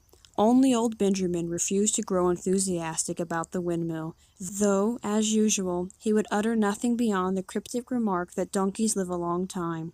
November came, with raging southwest winds. Building had to stop because it was now too wet to mix the cement. Finally, there came a night when the gale was so violent that the farm buildings rocked on their foundations and several tiles were blown off the roof of the barn. The hens woke up squawking with terror because they had all dreamed simultaneously of hearing a gun go off in the distance. In the morning, the animals came out of their stalls to find that the flagstaff had been blown down and an elm tree at the foot of the orchard had been plucked up like a radish. They had just noticed this when a cry of despair broke from every animal's throat. A terrible sight had met their eyes. The windmill was in ruins. With one accord, they dashed down to the spot. Napoleon, who seldom moved out of a walk, raced ahead of them all. Yes, there it lay, the fruit of all their struggles, leveled to its foundations. The stones they had broken and carried so laboriously scattered all around. Unable at first to speak, they stood gazing mournfully at the litter of fallen stone. Napoleon paced to and fro in silence, occasionally snuffing at the ground. His tail had grown rigid and twitched sharply from side to side, a sign in him of intense mental activity. Suddenly, he halted as though his mind were made up. "Comrades," he said quietly, "do you know who's responsible for this? Do you know the enemy who has come in the night and overthrown our windmill?" "Snowball!" he suddenly roared in a voice of thunder. "Snowball has done this thing in sheer malignity, thinking to set back our plans and avenge himself for his ignominious expulsion. This traitor has crept here under cover of night and destroyed our work of nearly a year. Comrades, here and now I pronounce the death sentence upon Snowball. Animal hero, second class, and half a bushel of apples to any animal who brings him to justice, a full bushel to anyone who captures him alive." The animals were shocked beyond measure to learn that even Snowball could be guilty of such an action. There was a cry of indignation, and everyone began thinking out ways of catching Snowball if he should ever come back.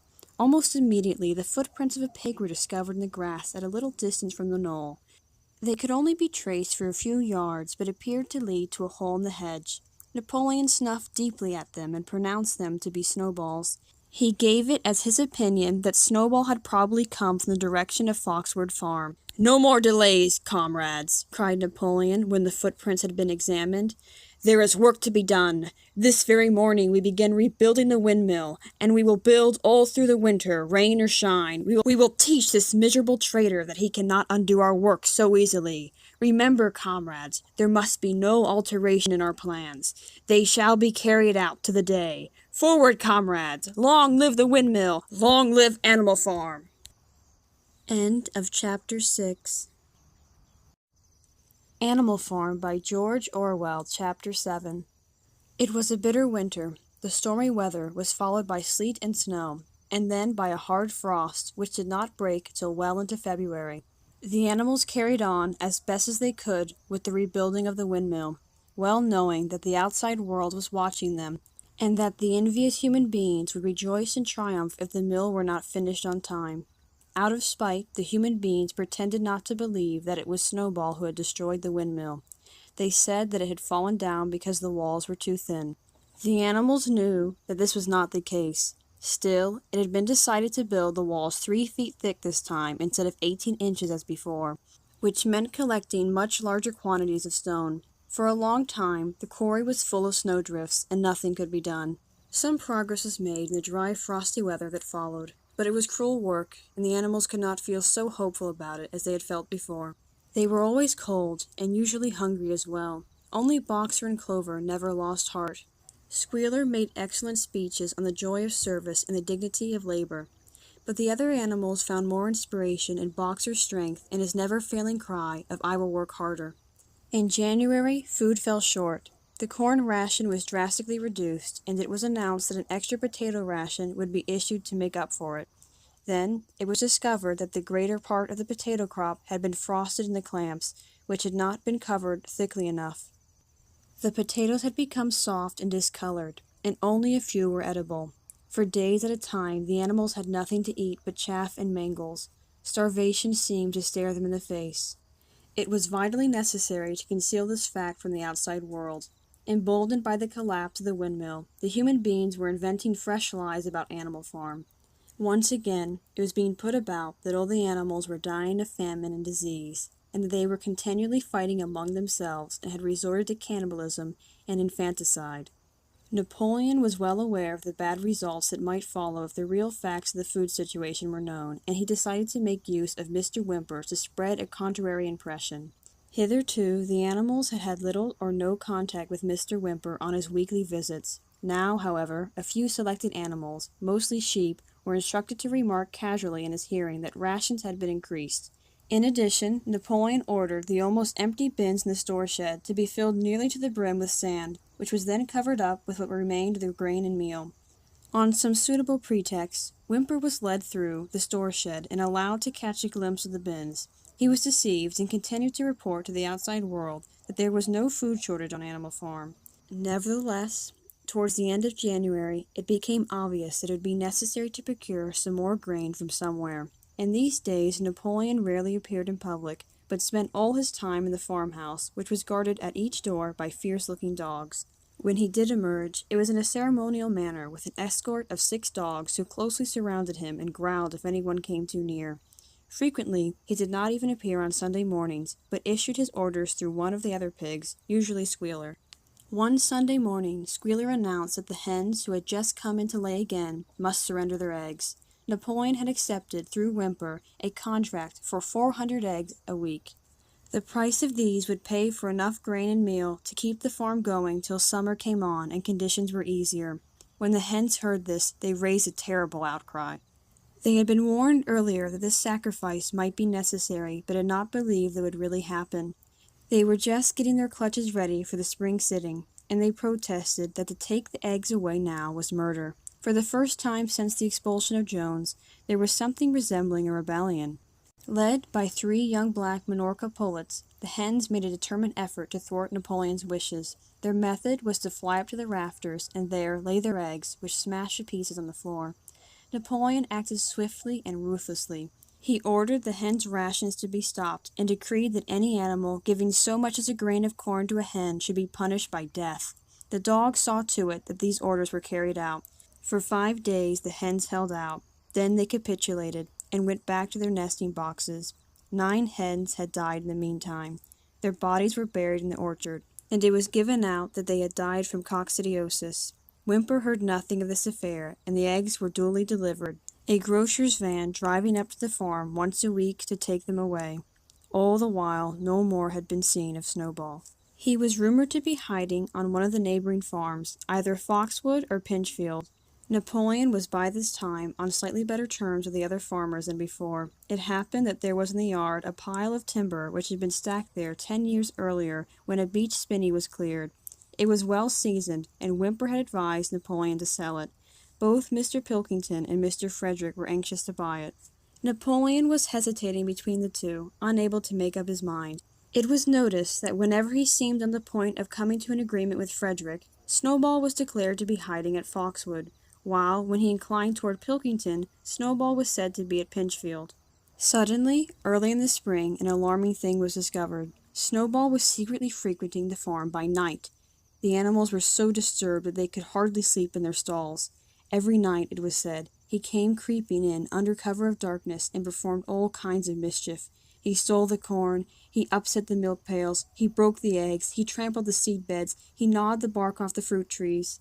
Whenever anything went wrong, it became usual to attribute it to Snowball. If a window was broken or a drain was blocked up, someone was certain to say that Snowball had come in the night and done it. And when the key of the store shed was lost, the whole farm was convinced that Snowball had thrown it down the well. Curiously enough, they went on believing this even after the mislaid key was found under a sack of meal. The cows declared unanimously that Snowball crept into their stalls and milked them in their sleep. The rats, which had been troublesome that winter, were also said to be in league with Snowball. Napoleon decreed that there should be a full investigation into Snowball's activities. With his dogs in attendance, he set out and made a careful tour of inspection of the farm buildings, the other animals following at a respectful distance. At every few steps, Napoleon stopped and snuffed the ground for traces of Snowball's footsteps, which, he said, could be detected by the smell. He snuffed in every corner in the barn, in the cowshed, in the hen-houses, in the vegetable garden, and found traces of Snowball almost everywhere. He would put his snout to the ground, give several deep sniffs, and exclaim in a terrible voice, "Snowball! He has been here! I can smell him distinctly!" And at the word Snowball, all the dogs let out blood-curdling growls and showed their side teeth. The animals were thoroughly frightened. It seemed to them as though Snowball were some kind of invisible influence, pervading the air about them and menacing them with all kinds of dangers. In the evening, Squealer called them together, and with an alarmed expression on his face, told them that he had some serious news to report. "Comrades!" cried Squealer, making little nervous skips. "A most terrible thing has been discovered. Snowball has sold himself to Frederick of Pinchfield's farm, who is even now plotting to attack us and take our farm away from us. Snowball is to act as his guide when the attack begins, but there is worse than that. We had thought that Snowball's rebellion was caused simply by his vanity and ambition, but we were wrong, comrades. Do you know what the real reason was? Snowball was in league with Jones from the very start. He was Jones's secret agent all the time. It has all been proved by documents which he left behind him, and which we only have just discovered. To my mind, this explains a great deal, comrades. Did we not see for ourselves how he attempted, fortunately without success, to get us defeated and destroyed at the Battle of the Cowshed?" The animals were stupefied. This was a wickedness far outdoing Snowball's destruction of the windmill. But it was some minutes before they could fully take it in. They all remembered, or thought they remembered, how they had seen Snowball charging ahead of them at the Battle of Cowshed, how he had rallied and encouraged them at every turn, and how he had not paused for an instant, even when the pellets from Jones's gun had wounded his back. At first, it was a little difficult to see how this fitted in, with his being on Jones's side. Even Boxer, who seldom asked questions, was puzzled. He lay down, tucked his forehoofs beneath him, shut his eyes, and with a hard effort managed to formulate his thoughts. "I do not believe that," he said. "Snowball fought bravely at the Battle of Cowshed. I saw him myself. Did we not give him Animal Hero First Class immediately afterwards?" "That was our first mistake, comrade, for we know now, it is all written down in the secret document that we have found, that in reality he was trying to lure us to our doom." "But he was wounded," said Boxer. "We all saw him running with blood." "That was part of the arrangement," cried Squealer. "Jones's shot only grazed him. I could show you this in his own writing if you were able to read it. The plot was for Snowball at the critical moment to give the signal for flight and leave the field to the enemy, and he very nearly succeeded. I will even say, comrades, he would have succeeded if it had not been for our heroic leader, Comrade Napoleon. Do you not remember how, just at the moment when Jones and his men had gotten inside the yard, Snowball suddenly turned and fled, and many animals followed him? And do you not remember, too, that it was just at that moment, when panic was spreading and all seemed lost, that Comrade Napoleon sprang forward with a cry of death to humanity and sank his teeth into Jones's leg? Surely you remember that, comrades!" exclaimed Squealer, frisking from side to side. Now, when Squealer described the scene so graphically, it seemed to the animals that they did not remember it. At any rate, they remembered that at the critical moment of the battle, Snowball had turned to flee. But Boxer was still a little uneasy. "I do not believe that Snowball is a traitor at the beginning," he said finally. "What he has done since is different, but I believe that at the Battle of Cowshed he was a good comrade." "Our leader, Comrade Napoleon," announced Squealer, speaking very slowly and firmly, "has stated categorically, comrade, that Snowball was Jones's agent from the very beginning. Yes, and from long before the rebellion was ever thought of." "Ah, that is different," said Boxer. "If Comrade Napoleon says it, it must be right." "That is the true spirit, comrade," cried Squealer. But it was noticed he cast a very ugly look at Boxer with his little twinkling eyes. He turned to go, then paused and added impressively, I warn every animal on this farm to keep his eyes very wide open, for we have reason to think that some of Snowball's secret agents are lurking among us at this moment." 4 days later, in the afternoon, Napoleon ordered all the animals to assemble in the yard. When they were all gathered together, Napoleon emerged from the farmhouse, wearing both his medals, for he had recently awarded himself Animal Hero First Class and Animal Hero Second Class. With his 9 huge dogs frisking round him and uttering growls that sent shivers down all the animals' spines, they all cowered silently in their places, seeming to know in advance that some terrible thing was about to happen. Napoleon stood sternly, surveying his audience. Then he uttered a high-pitched whimper. Immediately the dogs bounded forward, seized 4 of the pigs by the ear, and dragged them, squealing with pain and terror, to Napoleon's feet. The pigs' ears were bleeding, the dogs had tasted blood, and for a few moments they appeared to go quite mad. To the amazement of everybody, 3 of them flung themselves upon Boxer. Boxer saw them coming, and put out his great hoof, caught a dog in midair, and pinned him to the ground. The dog shrieked for mercy, and the other 2 fled with their tails between their legs. Boxer looked at Napoleon to know whether he should crush the dog to death or let it go. Napoleon appeared to change countenance, and sharply ordered Boxer to let the dog go, whereat Boxer lifted his hoof, and the dog slunk away, bruised and howling. Presently the tumult died down.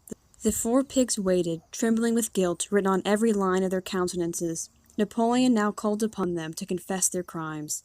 They were the same 4 pigs as had protested when Napoleon abolished the Sunday meetings. Without any further prompting, they confessed that they had been secretly in touch with Snowball ever since his expulsion, that they had collaborated with him in destroying the windmill, and that they had entered into an agreement with him to hand over Animal Farm to Mr. Frederick. They added that Snowball had privately admitted to them that he had been Jones's secret agent for years past. When they had finished their confession, the dogs promptly tore their throats out, and in a terrible voice Napoleon demanded whether any other animal had anything to confess. The 3 hens who had been the ringleaders in the attempted rebellion over the eggs now came forward and stated that Snowball had appeared to them in a dream and incited them to disobey Napoleon's orders. They too were slaughtered. Then a goose came forward and confessed to having secreted 6 ears of corn during the last year's harvest and eaten them in the night. Then a sheep confessed to having urinated in the drinking pool, urged to do this, so she said, by Snowball, and 2 other sheep confessed to having murdered an old ram, an especially devoted follower of Napoleon, by chasing him round and round a bonfire when he was suffering from a cough. They were all slain on the spot, and so the tale of confessions and executions went on, until there was a pile of corpses lying before Napoleon's feet, and the air was heavy with the smell of blood, which had been unknown there since the expulsion of Jones. When it was all over, the remaining animals, except for the pigs and dogs, crept away in a body. They were shaken and miserable. They did not know which was more shocking, the treachery of the animals who had leagued themselves with Snowball, or the cruel retribution they had just witnessed. In the old days, there had often been scenes of bloodshed equally terrible, but it seemed to all of them that it was far worse now that it was happening among themselves. Since Jones had left the farm, until today, no animal had killed another animal. Not even a rat had been killed. They had made their way onto the little knoll where the half-finished windmill stood, and with one accord they all lay down as though huddling together for warmth. Clover, Muriel, Benjamin, the cows, the sheep, and a whole flock of geese and hens, everyone, indeed, except for the cat, who had suddenly disappeared just before Napoleon ordered the animals to assemble. For some time nobody spoke. Only Boxer remained on his feet. He fidgeted to and fro, swishing his long black tail against his sides and occasionally uttering a little whinny of surprise. Finally he said, "I do not understand it. I would not have believed that such things could happen on our farm. It must be due to some fault in ourselves. The solution, as I see it, is to work harder. From now onwards, I shall get up a full hour earlier in the mornings." And he moved off at his lumbering trot and made for the quarry. Having got there, he collected 2 successful loads of stone and dragged them down to the windmill before retiring for the night. The animals huddled about Clover, not speaking. The knoll where they were laying gave them a wide perspective across the countryside. Most of Animal Farm was within their view, the long pasture stretching down to the main road, the hayfield, the spinney, the drinking pool, the plough fields where the young wheat was thick and green, and the red roofs of the farm buildings with the smoke curling from the chimneys. It was a clear spring evening. The grass and the bursting hedges were gilded by the level rays of the sun. Never had the farm, and with a kind of surprise they remembered that it was their own farm, every inch of it their own property, appeared to the animals so desirable a place. As Clover looked down the hillside, her eyes filled with tears. If she could have spoken her thoughts, it would have been to say that this was not what they had aimed at when they had set themselves years ago to work for the overthrow of the human race. These scenes of terror and slaughter were not what they had looked forward to on that night when old Major first stirred them to rebellion. If she herself had had any picture of a future, it had been a society of animals set free from hunger and the whip, all equal, each working according to his capacity, the strong protecting the weak, as she had protected the lost brood of ducklings with her foreleg on the night of Major's speech. Instead, she did not know why, they had come to a time when no one dared speak his mind, when fierce growling dogs roamed everywhere, and when you had to watch your comrades torn to pieces after confessing to shocking crimes. There was no thought of rebellion or disobedience in her mind. She knew that, even as things were, they were far better off than they had been in the days of Jones, and that before all else it was needful to prevent the return of the human beings. Whatever happened, she would remain faithful, work hard, carry out the orders that were given to her, and accept the leadership of Napoleon. But still, it was not for this that she and all the other animals had hoped and toiled. It was not for this that they had built the windmill and faced the bullets of Jones's gun. Such were her thoughts, though she lacked the words to express them. At last, feeling this to be in some way a substitute for the words she was unable to find, she began to sing Beast of England. The other animals sitting round her took it up, and they sang it 3 times over, very tunefully, but slowly and mournfully in a way that they had never sung it before. They had just finished singing it for the 3rd time when Squealer, attended by 2 dogs, approached them with the air of having something important to say. He announced that, by special decree of Captain Napoleon, Beast of England had been abolished. From now onwards it was forbidden to sing it. The animals were taken back. "Why?" cried Muriel. "It's no longer needed, comrade," said Squealer stiffly. "Beast of England was the song of the rebellion, but the rebellion is now complete. The execution of the traitors this afternoon was the final act. The enemy, both external and internal, has been defeated. In Beast of England, we expressed our longing for a better society in days to come, but the society has now been established. Clearly, the song has no longer any purpose." Frightened though they were, some of the animals might possibly have protested, but at this moment the sheep set up their usual bleating of 4 legs good, 2 legs bad, which went on for several minutes and put an end to the discussion. So Beast of England was heard no more. In its place, Minimus the poet had composed another song which began, Animal Farm, never through me shalt thou come to harm," and this was sung every Sunday morning after the hoisting of the flag, but somehow neither the words nor the tune ever seemed to the animals to come up to Beast of England. End of Chapter 7. Animal Farm by George Orwell, Chapter 8. A few days later, when the terror caused by the executions had died down, some of the animals remembered, or thought they remembered, that the 6th commandment decreed, "No animal shall kill any other animal." And though no one cared to mention it in the hearing of the pigs or the dogs, it was felt that the killings which had taken place did not square with this. Clover asked Benjamin to read her the 6th commandment, and when Benjamin, as usual, said that he refused to meddle in such matters, she fetched Muriel. Muriel read the commandment for her. It ran, "No animal shall kill any other animal without cause." Somehow or other, the last 2 words had slipped out of the animals' memory, but they saw now that the commandment had not been violated, for clearly there was a good reason for killing the traitors who had leagued themselves with Snowball. Throughout the year, the animals worked even harder than they had worked in the previous year. To rebuild the windmill with walls twice as thick as before, and to finish it by the appointed date, together with the regular work of the farm, was a tremendous labor. There were times when it seemed to the animals that they worked longer hours and fed no better than they had done in Jones's day. On Sunday morning, Squealer, holding down a long strip of paper with his trotter, would read out to them lists of figures proving that the production of every class of foodstuff had increased by 200%, 300%, or 500%, as the case might be. The animals saw no reason to disbelieve him, especially as they could no longer remember very clearly what conditions had been like before the rebellion. All the same, there were days when they felt that they would sooner have had less figures and more food. All orders were now issued through Squealer or one of the other pigs. Napoleon himself was not seen in public as often as once in a fortnight. When he did appear, he was attended not only by his retinue of dogs, but a black cockerel who marched in front of him and acted as a kind of trumpeter, letting out a loud cock-a-doodle-doo before Napoleon spoke. Even in the farmhouse, it was said, Napoleon inhabited separate apartments from the others. He took his meals alone, with 2 dogs to wait upon him, and always ate from the Crown Derby dinner service, which had been in the glass cupboard in the drawing-room. It was also announced that the gun would be fired every year on Napoleon's birthday, as well as the other 2 anniversaries. Napoleon was now never spoken of simply as Napoleon.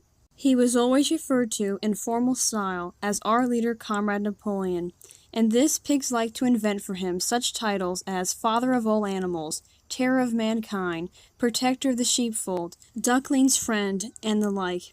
In his speeches, Squealer would talk with tears rolling down his cheeks of Napoleon's wisdom, the goodness of his heart, and the deep love he bore to all animals everywhere, even and especially the unhappy animals who still lived in ignorance and slavery on other farms. It had become usual to give Napoleon the credit for every successful achievement and every stroke of good fortune. You would often hear one hen remark to another, "Under the guidance of our leader, Comrade Napoleon, I've laid 5 eggs in 6 days." Or 2 cows enjoying a drink at the pool would exclaim, "Thanks to the leadership of Comrade Napoleon, how excellent the water tastes!" The general feeling on the farm was well expressed in a poem entitled Comrade Napoleon, which was composed by Minimus, and which ran as follows. Friend of fatherless, fountain of happiness, lord of the swill bucket, oh, how my soul is on fire when I gaze at thy calm and commanding eye, like the sun in the sky, Comrade Napoleon. Thou art the giver of all thy creatures love, full belly twice a day, clean straw to roll upon. Every beast, great or small, sleeps at peace in his stall. Thou watchest over all, Comrade Napoleon. Had I a sucking pig, had grown as big, even a pint bottle, or as a rolling pin, he should have learned to be faithful and true to thee. Yes, his first week should be Comrade Napoleon. Napoleon approved of this poem and caused it to be inscribed on the wall of the big barn at the opposite end from the 7 Commandments. It was surmounted by a portrait of Napoleon in profile, executed by Squealer in white paint. Meanwhile, through the agency of Whymper, Napoleon was engaged in complicated negotiations with Frederick and Pilkington. The pile of timber was still unsold. Of the 2, Frederick was the more anxious to get hold of it, but he would not offer a reasonable price. At the same time, there were renewed rumors that Frederick and his men were plotting to attack Animal Farm and to destroy the windmill, the building of which had aroused furious jealousy in him. Snowball was known to be skulking on Pinchfield Farm. In the middle of the summer, the animals were alarmed to hear that 3 hens had come forward and confessed that, inspired by Snowball, they had entered into a plot to murder Napoleon. They were executed immediately, and fresh precautions for Napoleon's safety were taken. 4 dogs guarded his bed at night, 1 at each corner, and a young pig named Pink Eye was given the task of tasting all his food before he ate it, lest it should be poisoned. At about the same time, it was given out that Napoleon had arranged to sell the pile of timber to Mr. Pilkington. He was also going to enter into a regular agreement for the exchange of certain products between Animal Farm and Foxwood. The relation between Napoleon and Pilkington, though they were only conducted through Whymper, were now almost friendly. The animals distrusted Pilkington as a human being, but greatly preferred him to Frederick, whom they both feared and hated. As the summer wore on, and the windmill neared completion, the rumors of an impending treacherous attack grew stronger and stronger. Frederick, it was said, intended to bring against them 20 men all armed with guns, and he had already bribed the magistrates and police, so that if he could once get hold of the title, Deeds of Animal Farm, they would ask no questions. Moreover, terrible stories were leaking out from Pinchfield about the cruelties that Frederick practiced upon his animals. He had flogged an old horse to death. He starved his cows. He had killed a dog by throwing it into the furnace. He amused himself in the evenings by making cocks fight with splinters of razor blades tied to their spurs. The animals' blood boiled with rage when they heard of these things being done to their comrades, and sometimes they clamored to be allowed to go out in a body and attack Pinchfield Farm, drive out the humans, and set the animals free. But Squealer counseled them to avoid rash actions and trust in Comrade Napoleon's strategy. Nevertheless, feeling against Frederick continued to run high. One Sunday morning, Napoleon appeared in the barn and explained that he had never at any time contemplated selling the pile of timber to Frederick. He considered it beneath his dignity, he said, to have dealings with scoundrels of that description. The pigeons who were still sent out to spread tidings of the rebellion were forbidden to set foot anywhere on Foxwood, and were also ordered to drop their former slogan of "Death to Humanity" in favor of "Death to Frederick." In the late summer, yet another of Snowball's machinations was laid bare. The wheat crop was full of weeds, and it was discovered that on one of his nocturnal visits Snowball had mixed weed seeds with the seed corn. A gander who had been privy to the plot had confessed his guilt to Squealer, and immediately committed suicide by swallowing deadly nightshade berries. The animals now also learned that Snowball had never, as many of them had believed hitherto, received the order of Animal Hero First Class. This was merely a legend which had been spread some time after the Battle of the Cowshed by Snowball himself. So far from being decorated, he had been censured for showing cowardice in the battle. Once again, some of the animals heard this with a certain bewilderment, but Squealer was soon able to convince them that their memories had been at fault. In the autumn, by a tremendous exhausting effort, for the harvest had to be gathered at almost the same time, the windmill was finished. The machinery had still to be installed, and Whymper was negotiating the purchase of it, but the structure was complete. In the teeth of every difficulty, in spite of inexperience, of primitive implements, of bad luck, and of Snowball's treachery, the work had been finished punctually to the very day. Tired out, but proud, the animals walked round and round their masterpiece, which appeared even more beautiful in their eyes than when it had been built the first time. Moreover, the walls were twice as thick as before. Nothing short of explosives would lay them low this time. And when they thought of how they had labored, what discouragements they had overcome, and the enormous difference that would be made in their lives when the sails were turning and the dynamos running, when they thought of all this, their tiredness forsook them, and they gamboled round and round the windmill, uttering cries of triumph. Napoleon himself, attended by his dogs and his cockerel, came down to inspect the completed work. He personally congratulated the animals on their achievement, and announced the mill would be named Napoleon Mill. 2 days later, the animals were called together for a special meeting in the barn. They were struck dumb with surprise when Napoleon announced that he had sold the pile of timber to Frederick. Tomorrow, Frederick's wagons would arrive and begin carting it away. Throughout the whole period of his seeming friendship with Pilkington, Napoleon had really been in secret agreement with Frederick. All relations with Foxwood had been broken off. Insulting messages had been sent to Pilkington. The pigeons had been told to avoid Pinchfield Farm and to alter their slogan from "Death to Frederick" to "Death to Pilkington." At the same time, Napoleon assured the animals that the stories of an impending attack on the animal farm were completely untrue, and that the tales about Frederick's cruelty to his own animals had been greatly exaggerated. All these rumors had probably originated with Snowball and his agents. It now appeared that Snowball was not, after all, hiding on Pinchfield's farm, and in fact had never been there in his life. He was living, in considerable luxury, so it was said, at Foxwood, and had in reality been a pensioner of Pilkington for years past. The pigs were in ecstasies over Napoleon's cunning. By seeming to be friendly with Pilkington, he had forced Frederick to raise his price by £12, but the superior quality of Napoleon's mind, said Squealer, was shown in the fact that he trusted nobody, not even Frederick. Frederick had wanted to pay for the timber with something called a check, which it seemed was a piece of paper with a promise to pay written upon it. But Napoleon was too clever for him. He had demanded payment in real £5 notes, which were to be handed over before the timber was removed. Already, Frederick had paid up, and the sum he had paid was just enough to buy the machinery for the windmill. Meanwhile, the timber was being carted away at high speed. When it was all gone, another special meeting was held in the barn for the animals to inspect Frederick's bank notes. Smiling beatifically, and wearing both his decorations, Napoleon reposed on a bed of straw on the platform, with the money at his side, neatly piled on a china dish from the farmhouse kitchen.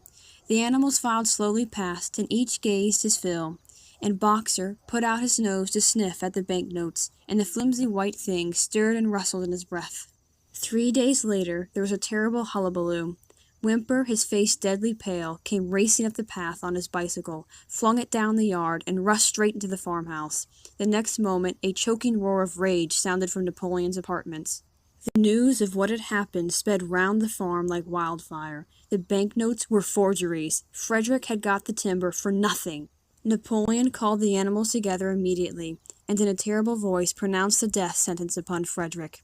When captured, he said, Frederick should be boiled alive. At the same time, he warned them that after this treacherous deed, the worst was to be expected.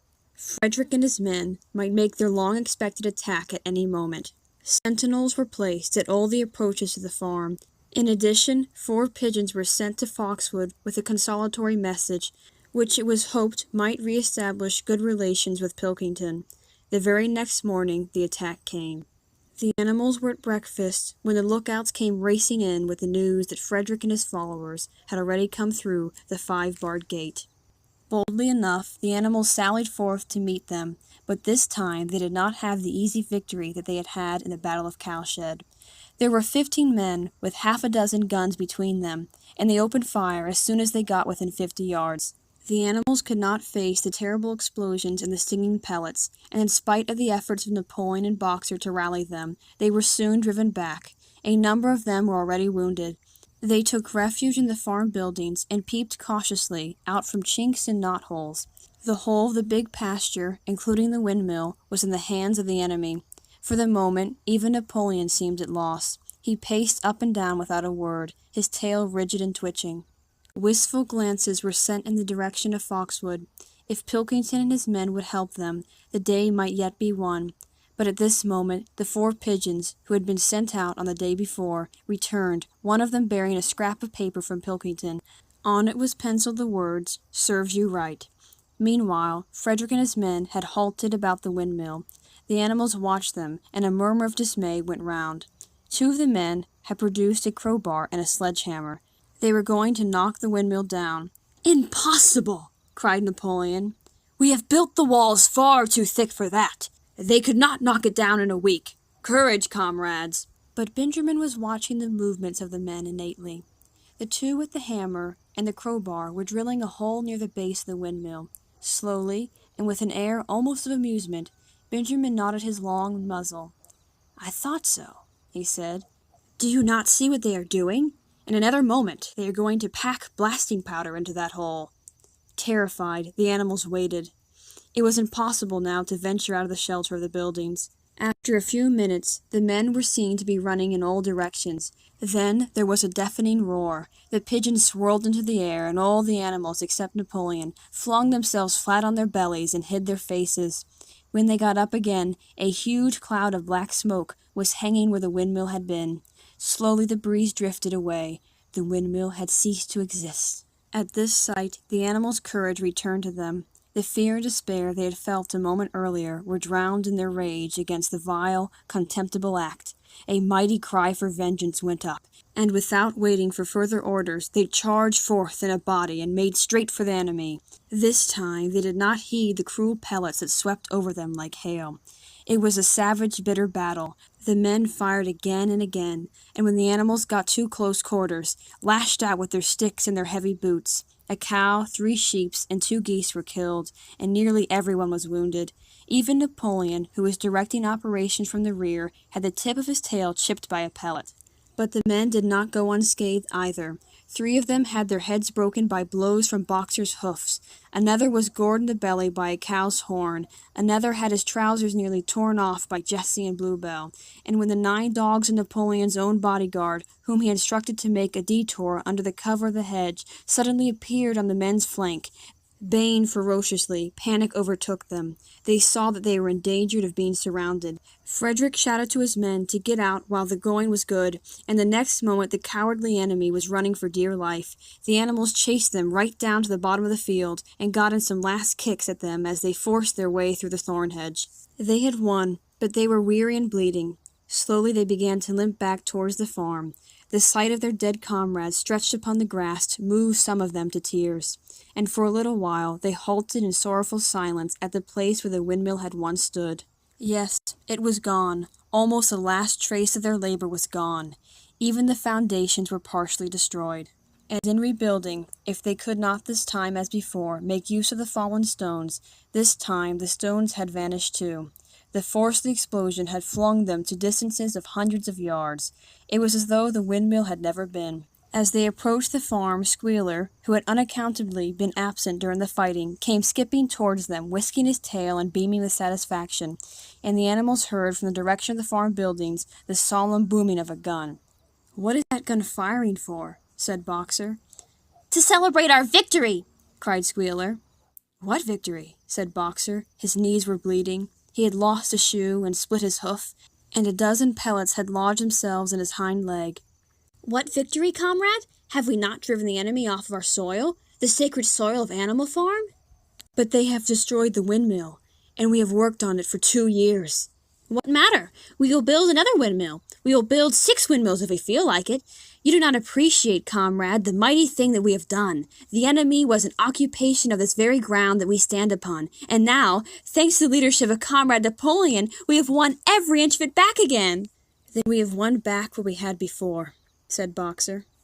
"That is our victory," said Squealer. They limped into the yard. The pellets under the skin of Boxer's legs smarted painfully. He saw ahead of him the heavy labor of rebuilding the windmill from the foundations, and already in imagination he braced himself for the task. But for the first time it occurred to him that he was 11 years old, and that perhaps his great muscles were not quite what they had once been. But when the animals saw the green flag flying, and heard the gun firing again, 7 times it was fired in all, and heard the speech Napoleon made congratulating them on their conduct, it did seem to them, after all that they had won, a great victory. The animals slain in the battle were given a solemn funeral. Boxer and Clover pulled the wagon which served as a hearse, and Napoleon himself walked at the head of the procession. 2 whole days were given over to celebrations. There were songs, speeches, and more firing of the gun, and a special gift of an apple was bestowed on every animal, with 2 ounces of corn for each bird and 3 biscuits for each dog. It was announced that the battle would be called the Battle of the Windmill, and that Napoleon had created a new decoration, the Order of the Green Banner, which he had conferred upon himself. In the general rejoicings, the unfortunate affair of the banknotes was forgotten. It was a few days later than this, the pigs came upon a case of whiskey in the cellars of the farmhouse. It had been overlooked at the time when the house was first occupied. That night there came from the farmhouse the sound of loud singing, in which, to everyone's surprise, the strands of Beast of England were mixed up. At about 9:30, Napoleon, wearing an old bowler hat of Mr. Jones's, was distinctly seen to emerge from the back door, gallop rapidly round the yard, and disappear indoors again. But in the morning a deep silence hung over the farmhouse. Not a pig appeared to be stirring. It was nearly 9 o'clock when Squealer made his appearance, walking slowly and dejectedly, his eyes dull, his tail hanging limply behind him, and with every appearance of being seriously ill. He called the animals together and told them that he had a terrible piece of news to impart. Comrade Napoleon was dying. A cry of lamentation went up. Straw was laid down outside the doors of the farmhouse, and the animals walked on tiptoe. With tears in their eyes, they asked one another what they should do if their leader were taken away from them. A rumor went round that Snowball had after all contrived to introduce poison into Napoleon's food. At 11 o'clock, Squealer came out to make another announcement. As his last act upon earth, Comrade Napoleon had pronounced a solemn decree. The drinking of alcohol was to be punished by death. By the evening, however, Napoleon appeared to be somewhat better, and the following morning Squealer was able to tell them that he was well on the way to recovery. By the evening of that day, Napoleon was back at work, and on the next day it was learned that he had instructed Whymper to purchase in Willingdon some booklets on brewing and distilling. A week later, Napoleon gave orders that the small paddock beyond the orchard, which had been previously intended to set aside as a grazing ground for animals who were past work, was to be plowed up. It was given out that the pasture was exhausted and needed reseeding, but it soon became known that Napoleon intended to sow it with barley. About this time there occurred a strange incident which hardly anyone was able to understand. One night, at about 12 o'clock, there was a loud crash in the yard, and the animals rushed out of their stalls.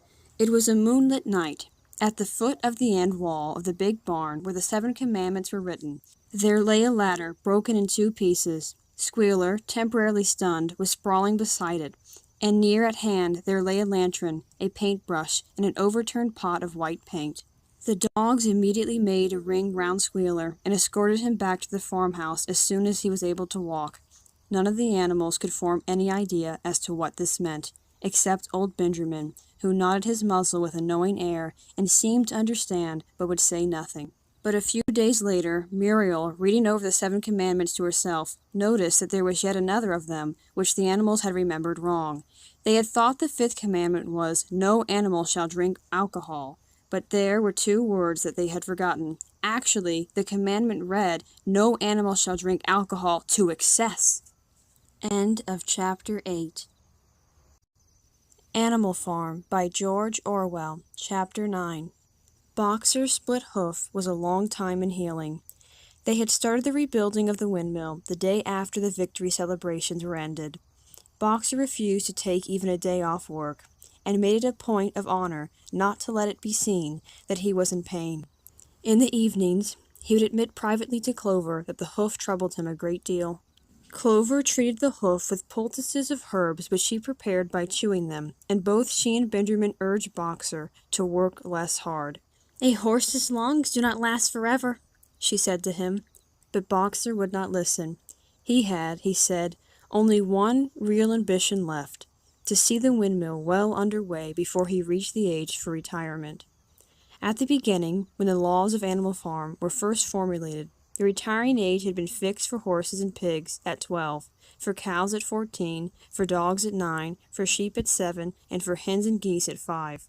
Liberal old age pensions had been agreed upon. As yet no animal had actually retired on pension, but of late the subject had been discussed more and more. Now that the small field beyond the orchard had been set aside for barley, it was rumored that a corner of the large pasture was to be fenced off and turned into a grazing ground for superannuated animals. For a horse, it was said, the pension would be 5 pounds of corn a day, and in winter 15 pounds of hay, with a carrot or possibly an apple on public holidays.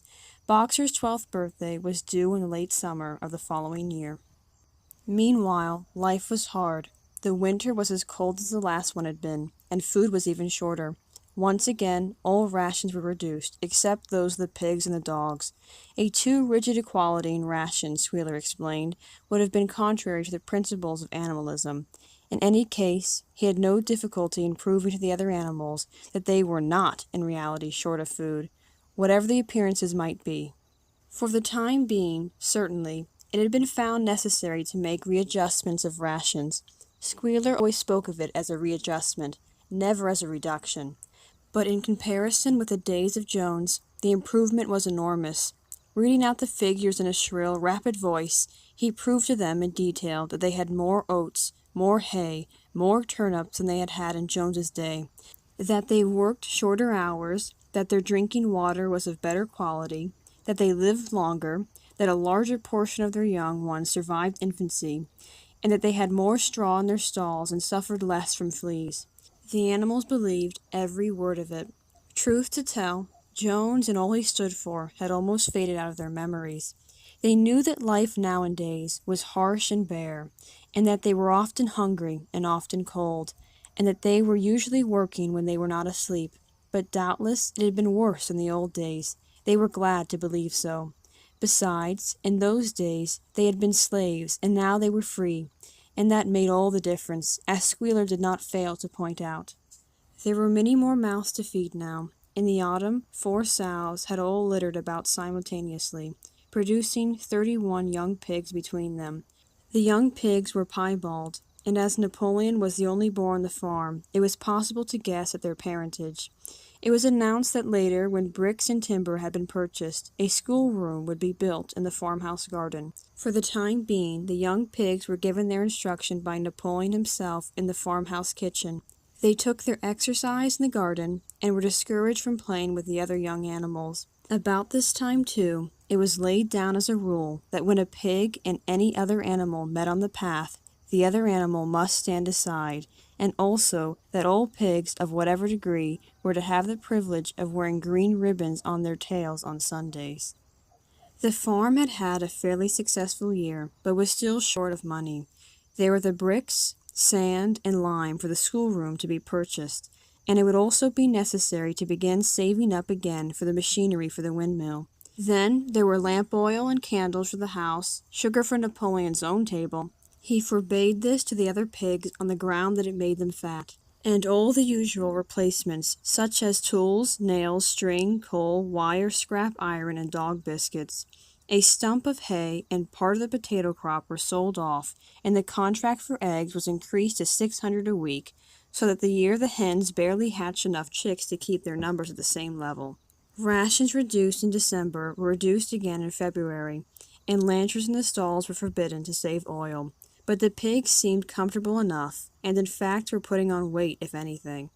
One afternoon in late February, a warm, rich, appetizing scent, such as the animals had never smelt before, wafted itself across the yard from the little brew-house, which had been disused in Jones's time, and which stood beyond the kitchen.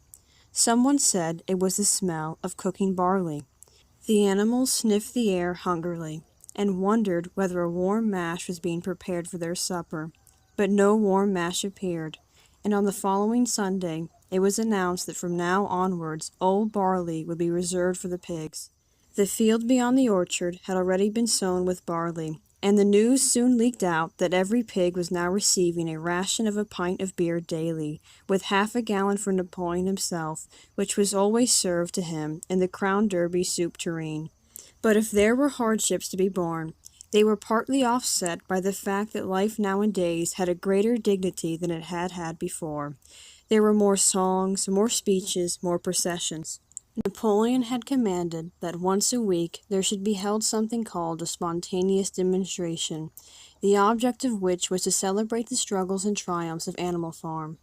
At the appointed time, the animals would leave their work and march round the precincts of the farm in military formation, with the pigs leading, then the horses, then the cows, then the sheep, and then the poultry. The dogs flanked the procession, and at the head of all marched Napoleon's black cockerel. Boxer and Clover always carried between them a green banner marked with the hoof and the horn, and the caption, "Long live Comrade Napoleon." Afterwards, there were recitations of poems composed in Napoleon's honor, and a speech by Squealer giving particulars of the latest increases in production of foodstuff, and on occasion a shot was fired from the gun. The sheep were the greatest devotees of the spontaneous demonstration, and if anyone complained, as a few animals sometimes did when no pigs or dogs were near, that they wasted time and meant a lot of standing about in the cold, the sheep were sure to silence them with a tremendous bleating of 4 legs good, 2 legs bad. But by and large the animals enjoyed these celebrations. They found it comforting to be reminded that, after all, they were truly their own masters, and that the work they did was for their own benefit. So that, what with the songs, the procession, the Squealer's list of figures, the thunder of the gun, the crowing of the cockerel, and the fluttering of the flag, they were able to forget that their bellies were empty, at least part of the time. In April, Animal Farm was proclaimed a republic, and it became necessary to elect a president. There was only one candidate, Napoleon, who was elected unanimously. On the same day it was given out that fresh documents had been discovered which revealed further details about Snowball's complicity with Jones. It now appeared that Snowball had not, as the animals had previously imagined, merely attempted to lose the Battle of Cowshed by means of a stratagem, but had been openly fighting on Jones's side. In fact, it was he who had actually been the leader of the human forces, and had charged into battle with the words, "Long live humanity," on his lips.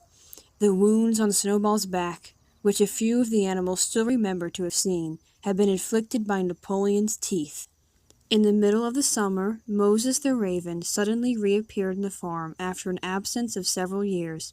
He was quite unchanged, still did no work, and talked in the same strain as ever about Sugar Candy Mountain. He would perch on a stump, flap his black wings, and talk by the hour to anyone who would listen. "Up there, comrades," he would say solemnly, pointing to the sky with his large beak. "Up there, just on the other side of that dark cloud that you can see.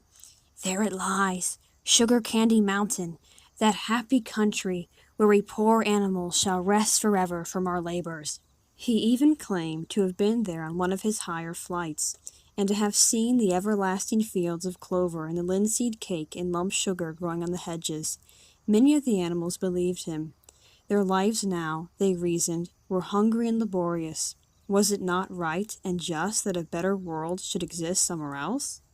A thing that was difficult to determine was the attitude of the pigs towards Moses.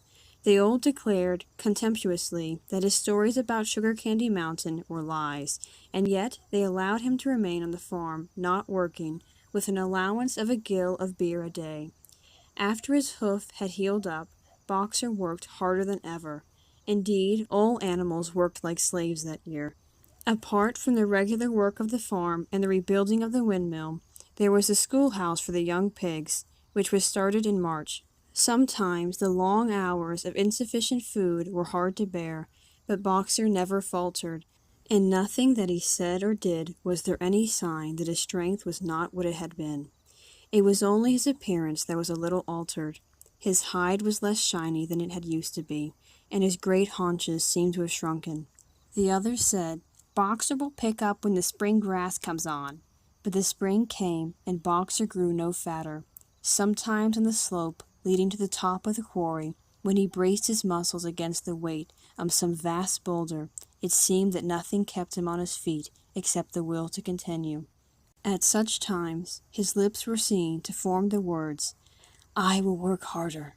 He had no voice left. Once again, Clover and Benjamin warned him to take care of his health, but Boxer paid no attention. His 12th birthday was approaching. He did not care what happened so long as a good store of stone was accumulated before he went on pension. Late one evening in the summer, a sudden rumor ran round the farm that something had happened to Boxer. He had gone out alone to drag a load of stone down to the windmill, and sure enough the rumor was true. A few minutes later 2 pigeons came racing in with the news. "Boxer has fallen. He is lying on his side and can't get up." About half the animals on the farm rushed out to the knoll where the windmill stood. There lay Boxer, between the shafts of the cart, his neck stretched out, unable to even raise his head. His eyes were glazed, his sides matted with sweat. A thin stream of blood had trickled out of his mouth. Clover dropped to her knees at his side. "Boxer!" she cried. "How are you?" "It is my lung," said Boxer in a weak voice. "It does not matter. I think you'll be able to finish the windmill without me. There is a pretty good store of stone accumulated. I had only another month to go in any case. To tell you the truth, I had been looking forward to my retirement. And perhaps, as Benjamin is growing old too, they will let him retire at the same time and be a companion to me." "We must get help at once," said Clover. "Run, somebody, and tell Squealer what has happened." All the other animals immediately raced back to the farmhouse to give Squealer the news. Only Clover remained, and Benjamin, who lay down at Boxer's side, and without speaking, kept the flies off him with his long tail. After about a quarter of an hour, Squealer appeared, full of sympathy and concern. He said that Comrade Napoleon had learned, with the very deepest distress, of this misfortune to one of the most loyal workers on the farm, and was already making arrangements to send Boxer to be treated in the hospital at Willingdon. The animals felt a little uneasy at this. Except for Molly and Snowball, no other animal had ever left the farm, and they did not like to think of their sick comrade in the hands of human beings. However, Squealer easily convinced them that the veterinary surgeon in Willingdon could treat Boxer's case more satisfactorily than could be done on the farm. And about half an hour later, when Boxer had somewhat recovered, he was, with difficulty, got onto his feet and managed to limp back to his stall, where Clover and Benjamin had prepared a good bed of straw for him. For the next 2 days Boxer remained in his stall. The pigs had sent out a large bottle of pink medicine, which they had found in the medicine chest in the bathroom, and Clover administered it to Boxer twice a day after meals. In the evenings she lay in his stall and talked to him, while Benjamin kept the flies off him. Boxer professed not to be sorry for what had happened.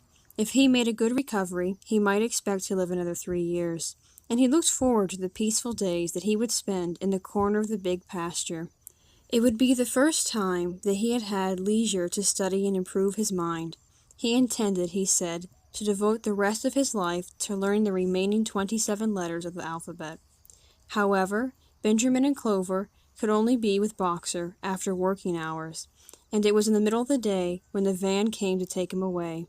The animals were all at work, weeding turnips under the supervision of a pig, when they were astonished to see Benjamin come galloping from the direction of the farm buildings, braying at the top of his voice. It was the first time that they had ever seen Benjamin excited. Indeed, it was the first time that anyone had ever seen him gallop. "Quick, quick!" he shouted. "Come at once! They're taking Boxer away!" Without waiting for orders from the pig, the animals broke off work and raced back to the farm buildings. Sure enough, there in the yard was a large closed van, drawn by 2 horses, with lettering on its side, and a sly-looking man in a low-crowned bowler hat sitting on the driver's seat, and Boxer's stall was empty. The animals crowded round the van. "Goodbye, Boxer!" they chorused. "Goodbye!" "Fools! Fools!" shouted Benjamin, prancing round them and stamping the earth with his small hoofs. "Fools! Do you not see what is written on the side of that van?" That gave the animals pause, and there was a hush. Muriel began to spell out the words, but Benjamin pushed her aside, and in the midst of a deadly silence he read, "Alfred Simmons, horse slaughterer and glue boiler, Willingdon, dealer in hides and bone milk, kennel supplied. Do you not understand what that means? They are taking Boxer to the knackers!" A cry of horror burst from all the animals. At this moment, the man on the box whipped up his horses, and the van moved out of the yard at a smart trot. All the animals followed, crying out at the top of their voices. Clover forced her way to the front. The van began to gather speed. Clover tried to stir her stout limbs to a gallop, and achieved a canter. "Boxer!" she cried. "Boxer! Boxer! Boxer!" And just at this moment, as though he had heard the uproar outside, Boxer's face, with the white stripe down his nose, appeared at the small window at the back of the van. "Boxer!" cried Clover in a terrible voice. "Boxer! Get out! Get out quickly! They're taking you to your death!" All the animals took up the cry of, "Get out, Boxer! Get out!" But the van was already gathering speed and drawing away from them. It was uncertain whether Boxer had understood what Clover had said, but a moment later his face disappeared from the window, and there was the sound of a tremendous drumming of hoofs inside the van. He was trying to kick his way out. The time had been when a few kicks from Boxer's hoofs would have smashed the van to matchwood, but alas, his strength had left him, and in a few moments the sound of drumming hoofs grew fainter and died away. In desperation, the animals began appealing to the 2 horses which drew the van to stop. "Comrades! Comrades!" they shouted. "Don't take your own brother to his death!" But the stupid brutes, too ignorant to realize what was happening, merely set back their ears and quickened their pace. Boxer's face did not reappear at the window. Too late, someone thought of racing ahead and shutting the 5-barred gate, but in another moment the van was through it and rapidly disappearing down the road. Boxer was never seen again. 3 days later, it was announced that he had died in the hospital at Willingdon, in spite of receiving every attention a horse could have. Squealer came to announce the news to the others. He had, he said, been present during Boxer's last hours. "It was the most affecting sight I've ever seen," said Squealer, lifting his trotter and wiping away a tear. "I was at his bedside at the very last, and at the end, almost too weak to speak, he whispered in my ear that his sole sorrow was to have passed on before the windmill was finished. 'Forward, comrades,' he whispered, 'forward in the name of the rebellion. Long live Animal Farm. Long live Comrade Napoleon. Napoleon is always right.' Those were his very last words, comrades." Here, Squealer's demeanor suddenly changed. He fell silent for a moment, and his little eyes darted suspicious glances from side to side before he proceeded. It had come to his knowledge, he said, that a foolish and wicked rumor had been circulated at the time of Boxer's removal. Some of the animals had noticed that the van which took Boxer away was marked Horse Slaughterer, and had actually jumped to the conclusion that Boxer was being sent to the knackers. It was almost unbelievable, said Squealer, that any animal could be so stupid. Surely, he cried indignantly, whisking his tail and skipping from side to side, surely they knew their beloved leader, Comrade Napoleon, better than that. But the explanation was really very simple. The van had previously been the property of the knacker, and had been bought by the veterinary surgeon, who had not yet painted the old name out. That was how the mistake had arisen. The animals were enormously relieved to hear this. And when Squealer went on to give further graphic details of Boxer's deathbed, the admirable care he had received, and the expensive medicines for which Napoleon had paid without a thought as to the cost, their last doubts disappeared, and the sorrow they had felt for their comrade's death was tempered by the thought that at least he had died happy. Napoleon himself appeared at the meeting on the following Sunday morning and pronounced a short oration in Boxer's honor. It had not been possible, he said, to bring back their lamented comrade's remains for interment on the farm, but he had ordered a large wreath to be made from the laurels in the farmhouse garden and sent down to be placed on Boxer's grave, and in a few days' time the pigs intended to hold a memorial banquet in Boxer's honor. Napoleon ended his speech with a reminder of Boxer's two favorite maxims: "I will work harder," and "Comrade Napoleon is always right." Maxims, he said, which every animal would do well to adopt as his own. On the day appointed for the banquet, a grocer's van drove up from Willingdon and delivered a large wooden crate at the farmhouse.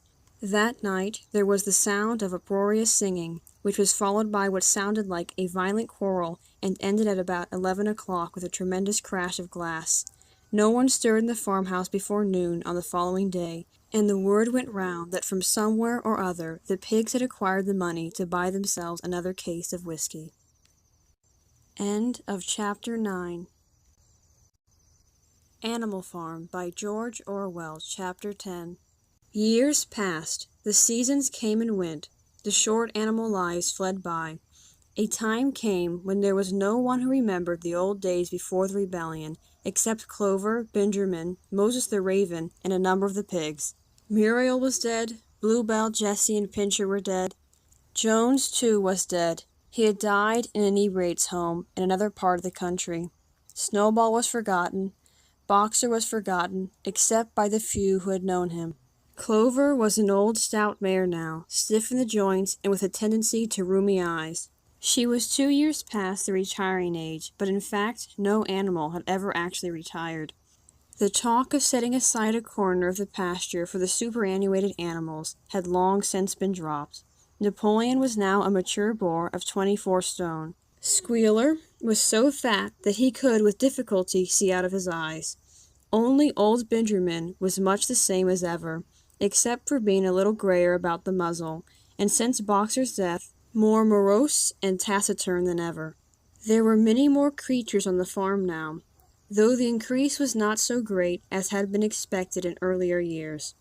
Many animals had been born to whom the rebellion was only a dim tradition, passed on by word of mouth, and others who had been bought who had never heard mention of such a thing before their arrival. The farm possessed 3 horses now besides Clover. They were fine, upstanding beasts, willing workers and good comrades, but very stupid. None of them proved able to learn the alphabet beyond the letter B. They accepted everything that they were told about the rebellion and the principles of animalism, especially from Clover, for whom they had almost filial respect, but it was doubtful whether they understood very much of it. The farm was more prosperous now and better organized. It had ever been enlarged by 2 fields which had been bought from Mr. Pilkington. The windmill had been successfully completed at last, and the farm possessed a threshing machine and a hay elevator of its own, and various new buildings had been added to it. Whymper had bought himself a dog-cart. The windmill, however, had not after all been used for generating electrical power. It was used for milling corn and brought in a handsome money profit. The animals were hard at work, building yet another windmill. When that one was finished, so it was said, the dynamos would be installed. But the luxuries of which Snowball had once taught the animals to dream, the stalls with electric light, and hot and cold water, and the 3-day week, were no longer talked about. Napoleon had denounced such ideas as contrary to the spirit of animalism. The truest happiness, he said, lay in working hard and living frugally. Somehow it seemed as though the farm had grown richer without making the animals themselves any richer, except of course for the pigs and the dogs. Perhaps this was partly because there were so many pigs and so many dogs. It was not that these creatures did not work after their fashion. There was, as Squealer was never tired of explaining, endless work in the supervision and organization of the farm. Much of this work was of a kind that the other animals were too ignorant to understand. For example, Squealer told them that the pigs had to expend enormous labors every day upon mysterious things called files, reports, minutes, and memoranda. These were large sheets of paper which had to be closely covered with writing, and as soon as they were so covered, they were burnt in the furnace. This was of the highest importance for the welfare of the farm, Squealer said, but still, neither pigs nor dogs produced any food of their own by labor, and there were very many of them, and their appetites were always good. As for the others, their life, so far as they knew, was as it had always been. They were generally hungry, they slept on straw, they drank from the pool, they labored in the fields. In winter they were troubled by the cold, and in summer by the flies. Sometimes the older ones among them racked their dim memories and tried to determine whether in the early days of the rebellion, when Jones's expulsion was still recent, things had been better or worse than now. They could not remember. There was nothing with which they could compare their present lives. They had nothing to go upon except Squealer's list of figures, which invariably demonstrated that everything was getting better and better. The animals found the problem insoluble. In any case, they had little time for speculating on such things now. Only old Benjamin professed to remember every detail of his long life, and to know that things never had been, nor ever could be, much better or much worse. Hunger, hardship, and disappointment being, so he said, the unalterable law of life. And yet the animals never gave up hope. More, they never lost, even for an instant, their sense of honor and privilege in being members of Animal Farm. They were still the only farm in the whole country, in all England, owned and operated by animals. Not one of them, not even the youngest, not even the newcomers who had been brought from farms 10 or 20 miles away, ever ceased to marvel at that. And when they heard the gun booming and saw the green flag fluttering at the masthead, their hearts swelled with imperishable pride, and the talk turned always towards the old heroic days, the expulsion of Jones, the writing of the 7 Commandments, the great battles in which the human invaders had been defeated. None of the old dreams had been abandoned. The republic of the animals which Major had foretold, where the green fields of England should be untrodden by human feet, was still believed in. Some day it was coming. It might not be soon, it might not be within the lifetime of any animal now living, but still it was coming. Even the tune of Beast of England was perhaps hummed secretly here and there. At any rate, it was a fact that every animal on the farm knew it, though no one would have dared to sing it aloud. It might be that their lives were hard, and that not all of their hopes had been fulfilled, but they were conscious that they were not as other animals. If they went hungry, it was not from feeding tyrannical human beings. If they worked hard, at least they worked for themselves. No creature among them went upon 2 legs. No creature called any other creature master. All animals were equal. One day in early summer, Squealer ordered the sheep to follow him, and led them out to a piece of waste ground at the other end of the farm, which had become overgrown with birch saplings. The sheep spent the whole day there browsing at the leaves under Squealer's supervision. In the evening he returned to the farmhouse himself, but as it was warm weather, told the sheep to stay where they were. It ended by their remaining there for a whole week, during which time the other animals saw nothing of them. Squealer was with them for the greater part of every day. He was, he said, teaching them to sing a new song, for which privacy was needed.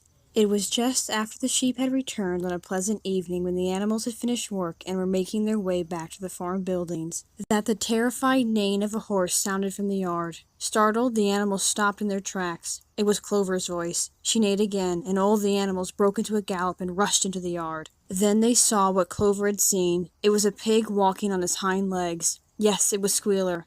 A little awkwardly, as though not quite used to supporting his considerable bulk in that position, but with perfect balance, he was strolling across the yard, and a moment later, out from the door of the farmhouse came a long file of pigs, all walking on their hind legs.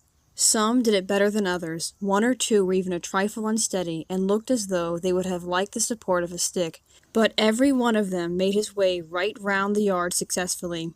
And finally there was a tremendous baying of dogs and a shrill crowing from the black cockerel, and out came Napoleon himself, majestically upright, casting haughty glances from side to side, and with his dogs gambolling round him. He carried a whip in his trotter. There was a deadly silence. Amazed, terrified, huddling together, the animals watched the long line of pigs march slowly round the yard.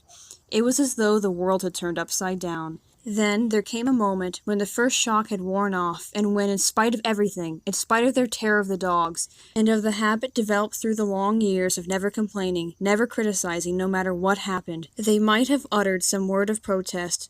But just at that moment, as though at a signal, all the sheep burst out into a tremendous bleating of 4 legs good, 2 legs better, 4 legs good, 2 legs better, 4 legs good, 2 legs better. It went on for 5 minutes without stopping, and by the time the sheep had quieted down, the chance to utter any protest had passed, for the pigs had marched back into the farmhouse. Benjamin felt a nose nuzzling at his shoulder. He looked round. It was Clover. Her old eyes looked dimmer than ever. Without saying anything, she tugged gently at his mane and led him round the end of the big barn, where the 7 commandments were written. For a minute or two they stood gazing at the tattered wall with its white lettering. "My sight is failing," she said finally. "Even when I was young I could not have read what was written there. But it appears to me that the wall looks different. Are the 7 commandments the same as they used to be, Benjamin?" For once Benjamin consented to break his rule, and read out to her what was written on the wall. There was nothing there now except a single commandment. It ran, "All animals are equal, but some animals are more equal than others." After that, it did not seem strange when next day the pigs who were supervising the work of the farm all carried whips in their trotters. It did not seem strange to learn that the pigs had bought themselves a wireless set, were arranging to install a telephone, and had taken out subscriptions to John Bull, Tit-Bits, and the Daily Mirror. It did not seem strange when Napoleon was seen strolling in the farmhouse garden with a pipe in his mouth.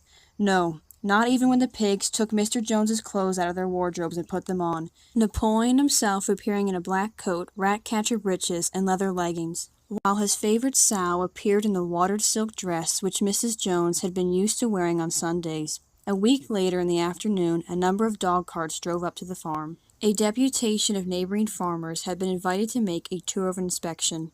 They were shown all over the farm, and expressed great admiration for everything they saw, especially the windmill. The animals were weeding the turnip field. They worked diligently, hardly raising their faces from the ground, and not knowing whether to be more frightened of the pigs or of the human visitors. That evening, loud laughter and bursts of singing came from the farmhouse, and suddenly, at the sound of the mingled voices, the animals were stricken with curiosity. What could be happening in there, now that for the first time animals and human beings were meeting on terms of equality? With one accord, they began to creep as quietly as possible into the farmhouse garden. At the gate they paused, half frightened to go on, but Clover led the way in. They tiptoed up to the house, and such animals as were tall enough peered in at the dining-room window. There, round the long table, sat 6 farmers and 6 of the more eminent pigs, Napoleon himself occupying the seat of honor at the head of the table. The pigs appeared completely at ease in their chairs. The company had been enjoying a game of cards, but had broken off for the moment, evidently in order to drink a toast. A large jug was circulating, and the mugs were being refilled with beer. No one noticed the wandering faces of the animals that gazed in at the window. Mr. Pilkington of Foxwood had stood up, his mug in his hand. In a moment he said he would ask the present company to drink a toast. But before doing so, there were a few words that he felt it incumbent upon him to say. It was a source of great satisfaction to him, he said, and he was sure, to all others present, to feel that a long period of mistrust and misunderstanding had now come to an end. There had been a time, not that he or any of the present company had shared such sentiments, but there had been a time when the respected proprietors of Animal Farm had been regarded, he would not say with hostility, but perhaps with a certain measure of misgiving, by their human neighbors. Unfortunate incidents had occurred, mistaken ideas had been current. It had been felt that the existence of a farm owned and operated by pigs was somehow abnormal and was liable to have an unsettling effect in the neighborhood. Too many farmers had assumed without due inquiry that on such a farm a spirit of license and indiscipline would prevail. They had been nervous about the effects upon their own animals or even upon their human employees, but all such doubts were now dispelled. Today, he and his friends had visited Animal Farm and inspected every inch of it with their own eyes, and what did they find? Not only the most up-to-date methods, but a discipline and an orderliness which should be an example to all farmers everywhere. He believed that he was right in saying that the lower animals on Animal Farm did more work and received less food than any animals in the county. Indeed, he and his fellow visitors today had observed many features which they intended to introduce on their own farms immediately. He would end his remarks, he said, by emphasizing once again the friendly feelings that subsisted and ought to subsist between Animal Farm and its neighbors. Between pigs and human beings there was not, and there need not be, any clash of interest whatever. Their struggles and their difficulties were one. Was not the labor problem the same everywhere? Here it became apparent that Mr. Pilkington was about to spring some carefully prepared witticism on the company, but for a moment he was too overcome by amusement to be able to utter it. After much choking, during which his various chins turned purple, he managed to get it out. "If you have your lower animals to contend with," he said, "we have our lower classes." This bon mot set the table in a roar, and Mr. Pilkington once again congratulated the pigs on the low rations, the long working hours, and the general absence of pampering which he had observed on Animal Farm. And now he said finally he would ask the company to rise to their feet and make certain that their glasses were full. "Gentlemen," concluded Mr. Pilkington, "gentlemen, I give you a toast to the prosperity of Animal Farm." There was enthusiastic cheering and stamping of feet. Napoleon was so gratified that he left his place and came round the table to clink his mug against Mr. Pilkington's before emptying it. When the cheering had died down, Napoleon, who had remained on his feet, intimated that he too had a few words to say. Like all of Napoleon's speeches, it was short and to the point. He too, he said, was happy that the period of misunderstanding was at an end. For a long time there had been rumors circulated, he had reason to think, by some malignant enemy, that there was something subversive and even revolutionary in the outlook of himself and his colleagues. They had been credited with attempting to stir up rebellion among the animals on neighboring farms. Nothing could be further from the truth. Their sole wish now, and in the past, was to live at peace and in normal business relations with their neighbors. The farm, which he had the honor to control, he added, was a cooperative enterprise. The title deeds, which were in his own possession, were owned by the pigs jointly. He did not believe, he said, that any of the old suspicions still lingered, but certain changes had been made recently in the routine of the farm, which should have the effect of promoting confidence still further. Hitherto, the animals on the farm had a rather foolish custom of addressing one another as comrade. This was to be suppressed. There had also been a very strange custom, whose origin was unknown, of marching every Sunday morning past a boar's skull which was nailed to a post in the garden. This, too, would be suppressed, and the skull had already been buried. His visitors might have observed, too, the green flag which flew from the masthead. If so, they would perhaps have noted that the white hoof and horn with which it had previously been marked had now been removed. It would be a plain green flag from now onwards. He had only one criticism, he said, to make of Mr. Pilkington's excellent and neighborly speech. Mr. Pilkington had referred throughout to Animal Farm. He could not of course known, for he, Napoleon, was only for the first time announcing it, that the name Animal Farm had been abolished. Henceforward the farm was to be known as the Manor Farm, which he believed was its correct and original name. "Gentlemen," concluded Napoleon, "I will give you the same toast as before, but in a different form. Fill your glasses to the brim. Gentlemen, here is my toast, to the prosperity of the Manor Farm." There was the same hearty cheering as before, and the mugs were emptied to the dregs. But as the animals outside gazed at the scene, it seemed to them that some strange thing was happening. What was it that had altered in the faces of the pigs? Clover's old dim eyes flitted from one face to another. Some of them had 5 chins, some had 4, some had 3. But what was it that seemed to be melting and changing? Then, the applause having come to an end, the company took up their cards and continued the game that had been interrupted, and the animals crept silently away. But they had not gone 20 yards when they stopped short. An uproar of voices was coming from the farmhouse. They rushed back and looked through the window again. Yes, a violent quarrel was in progress. There were shoutings, bangings on the table, sharp suspicious glances, furious denials. The source of the trouble appeared to be that Napoleon and Mr. Pilkington had each played an ace of spades simultaneously. 12 voices were shouting in anger, and they were all alike. No question now what had happened to the faces of the pigs. The creatures outside looked from pig to man, and from man to pig, and from pig to man again. But already it was impossible to say which was which. End of chapter 10.